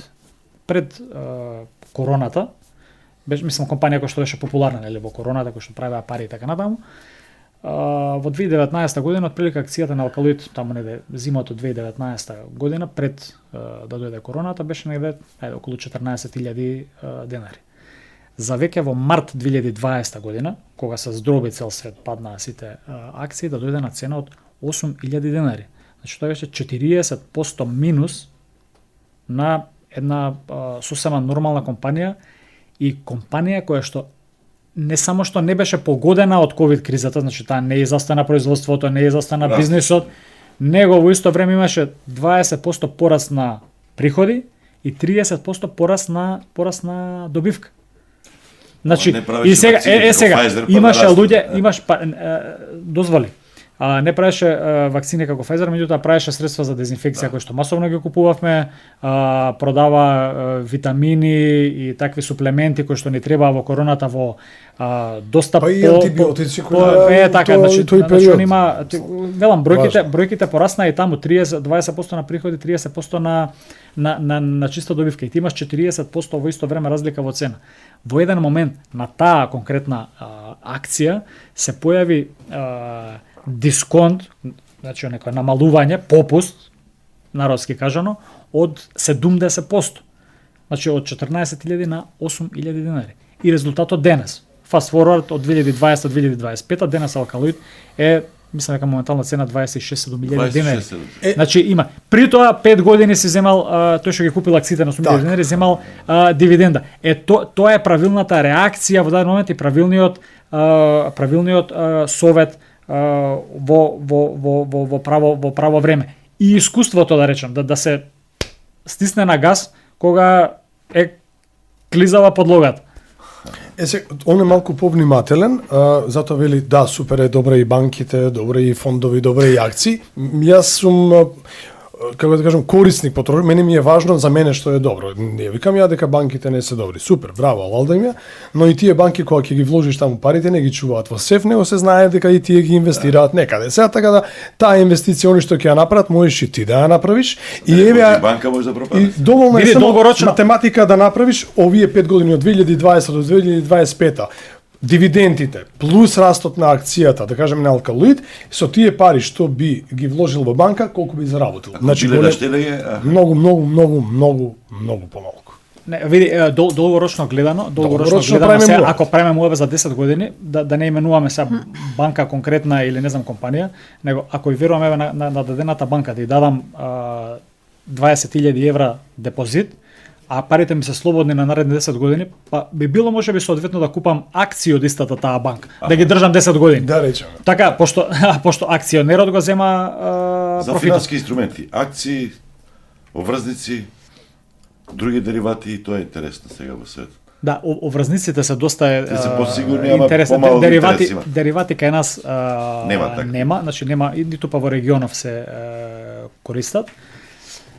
И тие се објективно инструменти кои што дериватите беа причина за пропаста на Lehman Brothers, на тие носат многу поголеми ризици и управувањето со ризиците на тие со управувањето во привложувањето на деривати е клучна, дури по нашава регулатива на мали инвеститори, тоа е не наша, него да речеме светски стандардна регулатива, на мали инвеститори не смее да се нудат таков тип на инструменти. Единствено таков тип на инструменти смеа да користат професионални инвеститори кои што каде што инвестицијскиот советник или брокерот кој што му дава услугата треба да биде сигурен дека тој има методи и систем на управување со ризици за да може да управува со сите тие зголемени ризици кои што ги носат деривативите. Да се вратам на обврзниците. Пошто деривати догаснеме тоа беа преземање на кредити, но тоа банките го правеа тогаш. Меѓу другото и други институции. Океј, кај нас се популарни обврзниците. Обврзниците се еден инструмент кој што полека заживува кај нас, значи пазаров на капитал, значи на берза се појавуваат таков тип на инструменти, тоа се добри инструменти, во главном на тој пазар кај нас учествува државата, значи издава државни обврзници, издаде една граѓанска обврзница која што не ја продаваше на финансиски институции. Обврзниците стана актуелни кога се продаваше државниот тимот, па со обврзници се купува со дисконт. Државата Тоа беше една друга ситуација, државата правеш 2000 година. Државата имаше неколку, државата има, ајде да речам, 3 типа на обврзници издавано, вака во најопшта смисла. Првите беа за обештетување на стари девизни влогови, значи за заробени девизи. Понатака имаше повеќе околу 20 на емисии на изданија на обврзници за денационализација, значи неодземени неправедно одземени имоти. Да му го врати, така му враќа обврзници и има така наречен примарен пазар на обврзници кои што учествуваат во најголем дел овие финансиските институции, банките А за да банките, собере пензиските државата фондови, пари. каде што државата го финансира буџетот преку издавање на обврзници. И тука учествуваат банките, може да учествуваат и физички Кои лица. се најинтересни? Кај нас доминираат, мислам, убедливо доминираат државните обврзници и во дадени моменти може на обврзниците да се направи добра заработка. Например, во некој контекст на кога спомнавме во нека скала на камати или на приноси, ако во банка вообичаено да имаш ти негде од 0,5, 1 до 2% некоја камата, а во изложување во акции негде треба да очекуваш некои акциски фондови или акции директно околу 10-15% некој просечно годишно ниво. Кај обврзниците има ситуација кај што имаш фиксен принос, а да добиеш камата 3, 4, 5, па и нешто над 5% во определени ситуации. Што е окей инструмент, таму е ризикот на издавачот, значи таму имаш, ако имаш обврзница од Македонија, ако Министерство за финансии има пари, ќе добиеш обврзница или не знам, ако мислам ќе ги добиеш парите. Сад не зборуваме за пропаст на банки за држава, треба тоа е веќе друга. Не, окей, тие се ризиците, да. Никој не збори за пропаст на држава, меѓутоа Може да крахира, македонска обврзница на 5 години се тргува со некој 5% принос на меѓународните пазари, а германска обврзница на 5 години се тргува на 1%. Да. Значи, тука пазарот прави дистинкција на ризиците, затоа мислам според рейтингот на државата и така натаму. Значи не е дека и таму никој не гледа ризици, дека ги гледа сите држави како уникатно заштитени и непробојни. Имало ситуации кога и држави крахирале. Мислам тоа не е нешто што не е вообичаено. Како и да е, обврзниците се некоја алтернатива во дадени моменти се добар инструмент да се има пари во обврзници и да се има добра надпросечна камата над онаа што е во банките. Уште интересен интересно објаснување употреби. Која е разликата меѓу штедењето е да бидеме уште поилустративно тоа што го кажа Дијан и вложувањето во акции или обврзници? Дали со каматата што ја добиваш за штедниот влог можеш да ја покриеш инфлација? Па, мислам, или си на вообичаено или си на нула, во моментот сигурно не. Во моментот сигурно не, пошто живееме во еден период од 2021-2022 па навака на изразено повисока инфлација, иако таа веќе се стабилизира, не е толку енормна како оние први години во екот на енергетската криза, 2000 па после короната, не толку после короната фактички руско-украинската војна беше некој катализатор на поголема инфлација. И во тој период имаше годишни инфлации статистички и двоцифрени. Значи во Македонија беше во 22 или 23 година 14%, па следеше година со 8% и тоа кога го земеш вака кумулативно од 2021 до денес имаме инфлација статистички некој 30-40% кумулативна, што не е малку и во ниеден случај ниедна камата на депозит не можела да го покрие. Во случај на инфлација, одлични се акциите се многу добар инструмент, ако се ги ставиме, нели ги коментиравме обврзниците претходно. Сите инструменти кои што се поврзани со парична вредност имаат проблем, пошто парата ја губи вредноста, 10.000 евра денес и пред 5 години не се исто. Не се исто што и 20.000 марки во 2090 година. Така. Да, 20.000 марки евра пред 5 години, 7 си можеби нова кола да купиш. Сега денеска тешко и убава половна дека ќе земеш. Така, значи вредноста, паричната вредност ја губи во кога има инфлација, ја губи вредноста, додека реалните вредности ја следат инфлацијата. Што значи реална вредност и зошто е акцијата реална вредност? Акција едноставно е, одговорот едноставен. Акцијата е имот на определена компанија. Спомна Билјана пример со не знам, нафтена индустрија. Да.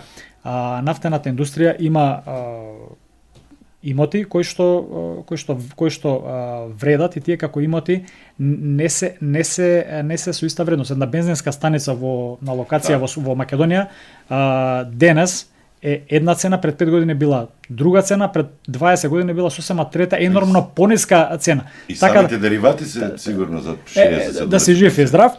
Тоа е вториот момент како компаниите не штитат од инфлација. Примерот е имаш алкалоид и кафетин.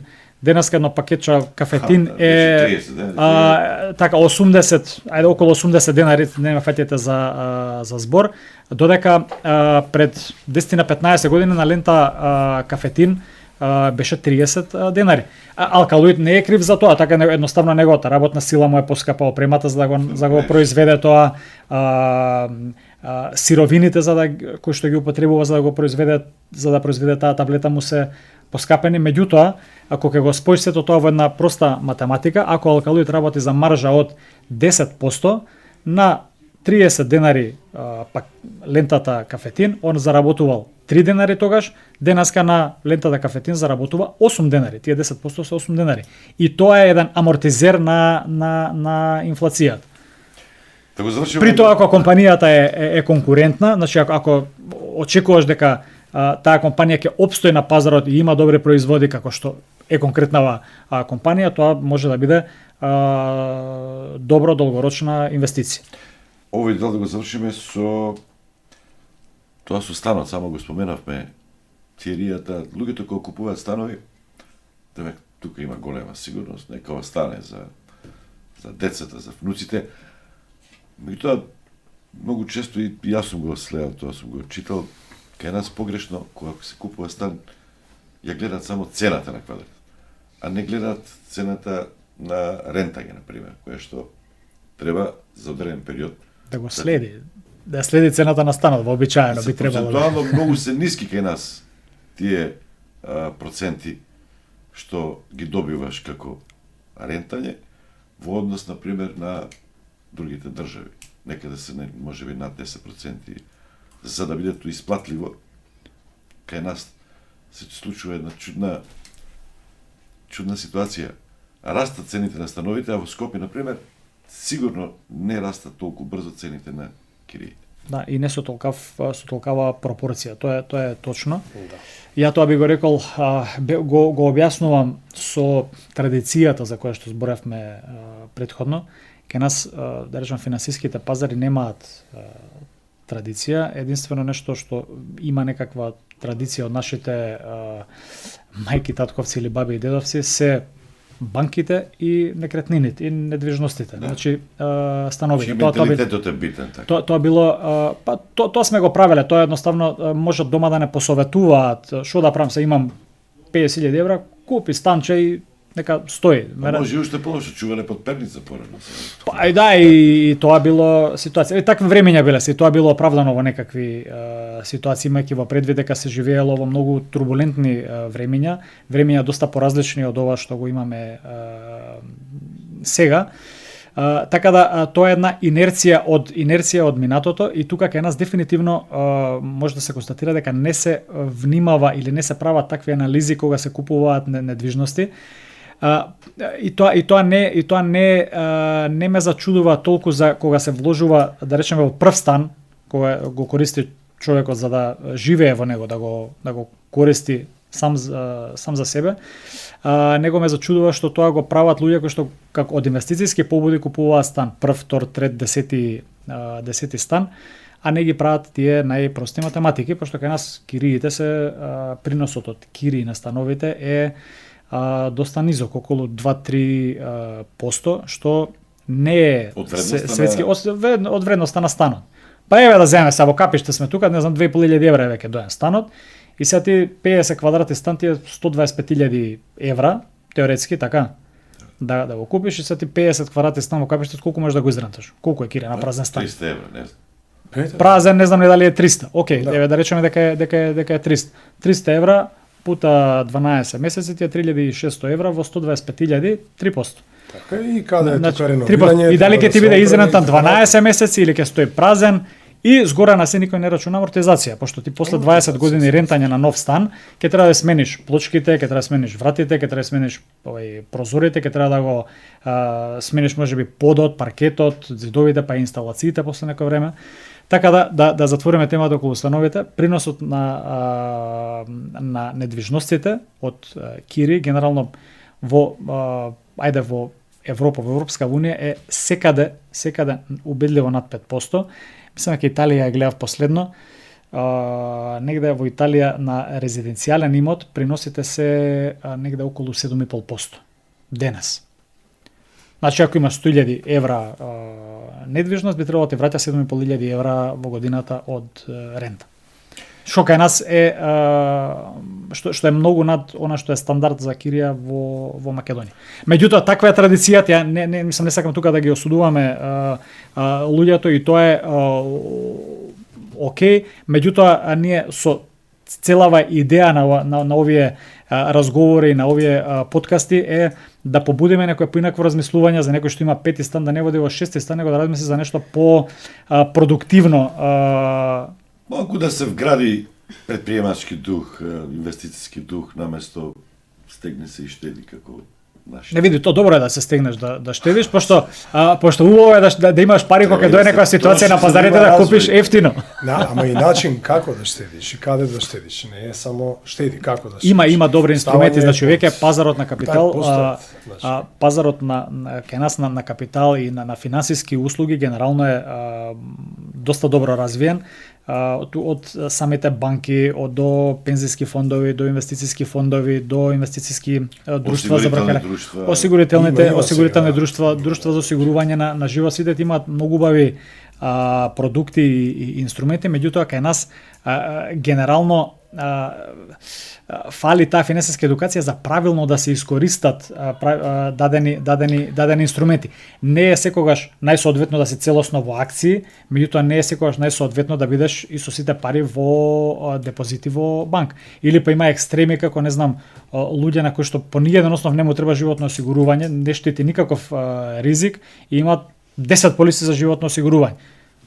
Осигурувањето е добар продукт, меѓутоа не му е потребен на некој профил на човек во дадено време. Зборувам правилно користење. Па да не зборам до брзи кредити, кои што се феноменален инструмент за некои брзи трансакции, а за брзи трансакции, брзи купувања, за брзо враќање, а кај нас се користат на тотално несоодветен начин каде што луѓето долгорочно се финансираат, значи живеат од брз кредит, што е ужасна ситуација. И купуваат, и одат на одмор, и да, за нов телефон. И рола, значи, сите се тоа добри продукти, меѓутоа таа треба финансиска едукација и интелигенција, што би требало да остане како општествена интелигенција за која што ќе се пренесува за правилно користење на финансиски инструменти. Ја, може би 10 милиарди евра населението во Македонија, граѓаните, држат на штедни влогови.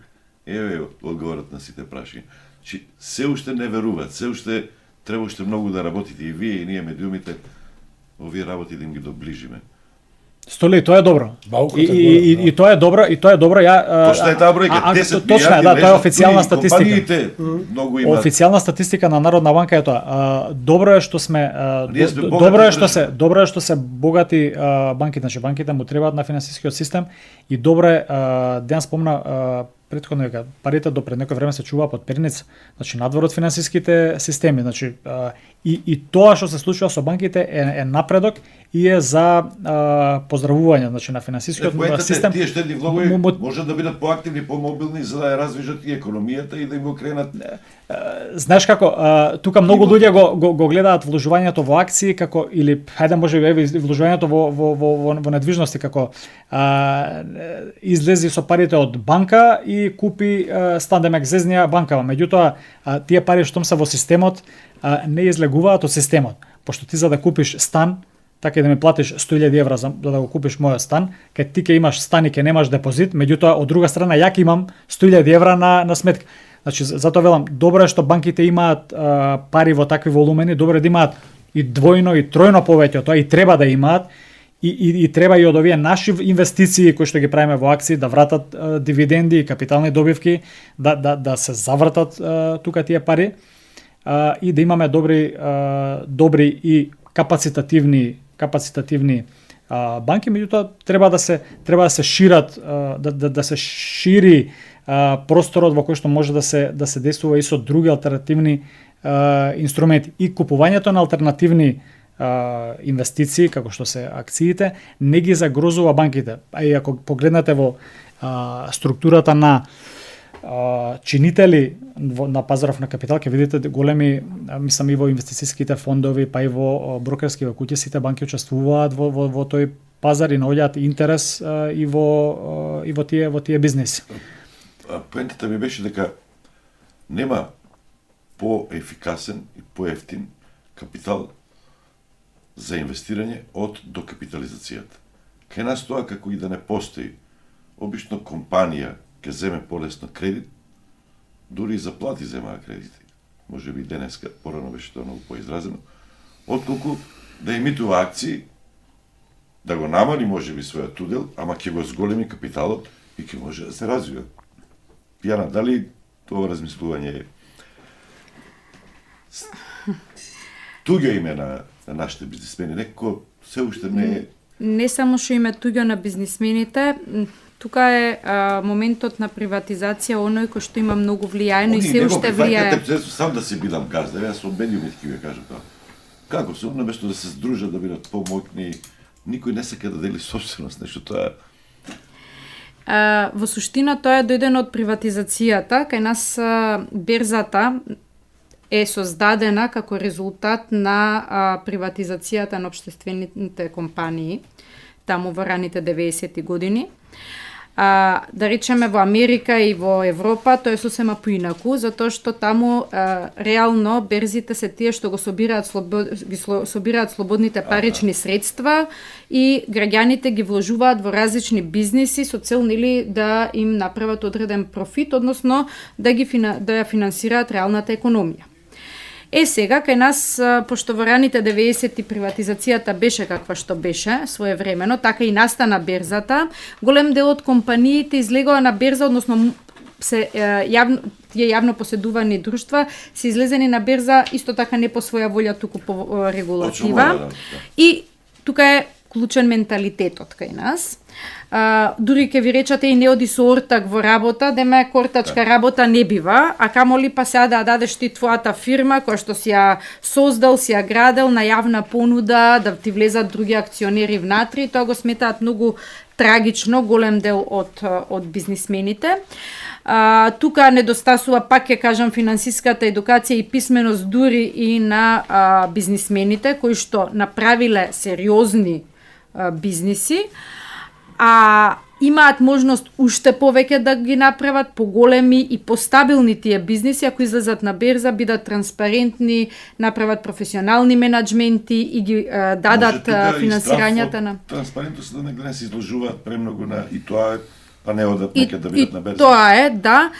Дури на минатата година на конференцијата на Македонска берза, како говорник беше поканет бизнисмен од Хрватска, кој што направил IPO и баш објаснуваше пред јавноста колку бенефити има во суштина од таа работа. IPO е иницијална јавна понуда, односно компанија која што претходно била ДО или ДОЕЛ, да излезе на берза, дел од својот капитал, од својот имот, да го даде на јавноста во смисла да го направи акционерско друштво, да задржи. Има обид. Да, имаше обид.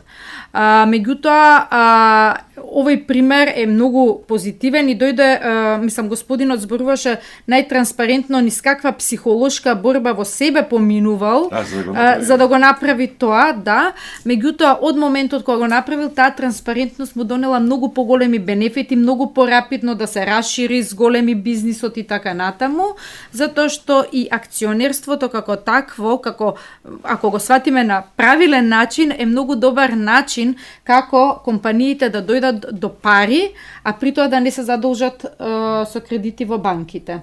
Значи, покрај тоа што фали финансиска писменост кај населението за управување со своите пари и како треба за различни финансиски цели различно да ги користат финансиските инструменти, исто така таа едукација фали и кај бизнис секторот. Македонска берза се обидува многу напорно, имаат направен еден бум клуб каде што ајде да кажеме се трудат да дојдат до оние да им објаснат на бизнисмените, односно да им го приближат пазарот на капитал како можност за финансирање на нивните бизниси доколку излезат на берза, и тоа би било супер одлично доколку би имале 1, 2 или 3 успешни јавни понуди. Потоа мислам дека многу поинаку би се одвивале нештата. Околу претходното прашање, само јас сакав една поинта да дадам во делот на тие 10 милиарди евра што ги спомнавте дека се во банките, од кои 7 милиарди се од прилика на физичките лица, остатокот се на правните лица. Поентата е дека кај нас, немајќи ја традицијата на користење различни финансиски инструменти, секој еден ја познава банката и дефинитивно имаме штедлив народ, меѓутоа за народ кој што не знае да поставува финансиски цели. Земам обичен прост пример. Се раѓа детево во фамилијава, бебево, и прават од мекици, први роден ден и втори, се прават фешти, се трошат пари, има за се и се што, од облека до различни играчки и поскапи, и полуксузни и така натаму, и доаѓа детево да матурира и сака да студира негде во странство и тоа кошта, и родителиве викаат извини, пари нема. Генерално тоа се една група на родители кои што воопшто не размислуваат за тоа дека денеска ако сакаме да имаме добро образование, тоа треба и да се плати, бидејќи не е бесплатно како во мое време, во времето на Дејан или во нашето време да кажеме, туку ако сакаш добро образование тоа кошта. И оние пак кои што штедат на долг рок, повторно ја користат банката. И тука јас би рекла дека суштината е на запознавање на тие финансиски инструменти. Постојат на пазарот инвестициски фондови, каде што Дејан убаво си објасни, 7 до 10% акцијските фондови се проектирани на некој 10% просечен годишен принос на долги временски циклуси, а генерално кога ќе ти се роди детето, ти имаш 18 години да инвестираш за него, не е тоа ден и два. И ако тоа почнеш да го правиш на почетокот, секако дека самиот влог во таков финансиски инструмент ќе ти биде дуплиран и ќе имаш можност многу полесно да го пратиш своето дете некаде на школување, дури ако остане тука да му дадеш за почеток на некој бизнис и така. Дејан е еден, например, од моите први клиенти, кој што... Тоа се менува, ќе ви кажам, пример, јас имам братучет во Канада. Тој уште на почетокот, кога му се родија децата, почна да одвојува, ама тоа како да се наметнува до општеството, да одвојува за школување на секој месец како беше и да направи одреден кој ќе дојде до факултет да се искористи тој. Иако Канада важи за, да не речем, комунистички социјализам. Коледж фонд. Да. И нас тоа го прават ли? Може би Дејан е добар пример. Не, Дејан и јас сум добар пример, пошто јас прв пат кога слушнав за фондови, мислам целта ми беше... Значи, само за тоа да одвојуваш. Апсолутно, на име на детето. Значи, јас првата побуда зашто да употребувам инвестициски фондови беше за моите деца. Моите деца, кога јас слушнав дека постојат такви инструменти, имаат 2 години, близнаци имам иначе. Фала. Сега имаат 22, значи тогаш реков, окей, ја имав направено верверичка штедење, пошто сум штедлива како човек, од мајка ми имам научено да штедам многу, и кога ми се родија децата, јас си направи верверичка штедење, тоа ми беше као да маст. Арно, ама, кога ги слушнав инвестициските фондови во 2005 дека постојат можности за вложување во акции и така натаму, со самото почнување на работа на фондовите, реков, окей, јас ќе почнам таму ќе ги префрлам таму моите парите од моите деца. Парите на децата се. Не им ги јадев, им ги ставав парите на децата во инвестициски фонд и фактички од некаде нивната 2 годишна возраст додека не замина на студии на 19 години, поминаа цели 17 години. Во тие години сите средства кои што доаѓаа за родендени од баби, од дедовци, вујковци, тетки, стрини, како и нашите заработени пари делумно по 2, 3, 4 денари, кога повеќе, кога помалку, месечно, им ги стававме таму во фондовите инвестициски, за тие кога направија 19 години и одлучија да студираат во Словенија, од тие средства денеска, еве трета година се таму, ги црпат веќе, односно го имаме видено бенефитот на дуплирање на тој имот во текот на тие Само години. да ми објасните, кај банките мислам дека има штедење на име на дете, на детско штедење и така натаму. Има ли вакви пакети кај ова што го Исто. споменавте сега со Исто и инвестициски кај фондовите, да, и кај инвестициските кои што се за да, деца, за децата. образование. Да, и на нивно име се. Значи се водат на нивно Имаме име, на име клиенти на од 40 малолетни. дена. Кажете го Да. тоа. Имаме клиенти од 40 дена. Па и Дејан на може Дејан да каже. децата, Дејан на пример веќе ми беше клиент Пред повеќе. 40 дена. Да, пред 40 дена, Да, само да, што го дека иззема 40. изводот за мај, за неговата прва керка. Значи дојде и ми се јави, односно ми вика, знаеш што, јас треба сега за детето да направам фонд, ама жена ми не знае толку многу за фондовите, дојди да ја објасниш и на незе. Се сретнавме во некој кафуле и бебево беше со нив, мислам, сосема мало и жена ми да знае, јас знам дека треба, меѓутоа еве тоа е заедничка фамилиарна одлука. Ти бил втор клиент. Втор клиент, да, уште на Кој е време. некој политичар? Не. Одовија со макиците. Политичар. Па не, они обично Заеднички другар ми беше се прв писмени клиент. за друго, финански писмени. Заеднички другар ми беше првиот клиент и кога тој направи за себе вложување, веднаш ден рече сакам и јас од тоа, дајте да видиме што е, како е, дојде на едукација, на обука и така почнавме. И Не е битно, свати дека е добро. сакав да кажам дека тоа за децата е the must, не е the will веќе. Мислам, секој човек мора да размислува на тоа. И знаете што е бенефитот? Тоа дека ние тоа што сум го вложила како инпут од парични средства во фондот, ми ги дуплирал средствата во тој временски период. А измеѓу тоа имало еден куп кризи. Значи кризите биле и ќе бидат, пазарите осцилираат, меѓутоа генерално кога одиме на долги рокови, тие секако ја победуваат и инфлацијата и стварно додаваат вредност на вложените пари. И тука е суштината да го имаме тоа трпение и дисциплината. Она што рековте и преска, јас потекнувам од воено семејство, дедо ми беше мајор во војската уште во JNA и таа дисциплина фактички на вложување, дека секој месец ти мора да мислиш на својата иднина, на иднината на своето дете. Мислам, знаењето за управување со тие лични финансии подразбира и голема дисциплина. Значи, денеска работам, заработувам пари од мојот труд. Јас вложувам време, вештини за да заработам пари, па мора дел од тие пари да ги ставиме да работат за Кога нас. велите дисциплина и да нападете во искушение, ајде тие пари се на количка да си купам обарта. Тоа е проблемот кај нас. Значи, Што проблемот Има кај такви. луѓето... Што 90% од луѓето ќе купат количка. Ке сакаат да си купат количка. Не си пагал такви. Не сум паѓа. Дури вчера ми... Джипче нешто. Не, затоа што е вредноста на материјалното сега. Тоа джипче како што ќе го изнесеш од салон 30% му паѓа вредноста. Така? А она што ќе го вложиш многу помалку од джипче, можеби за година дена ќе ја качи вредноста на 30%. Ова сигурно паѓа.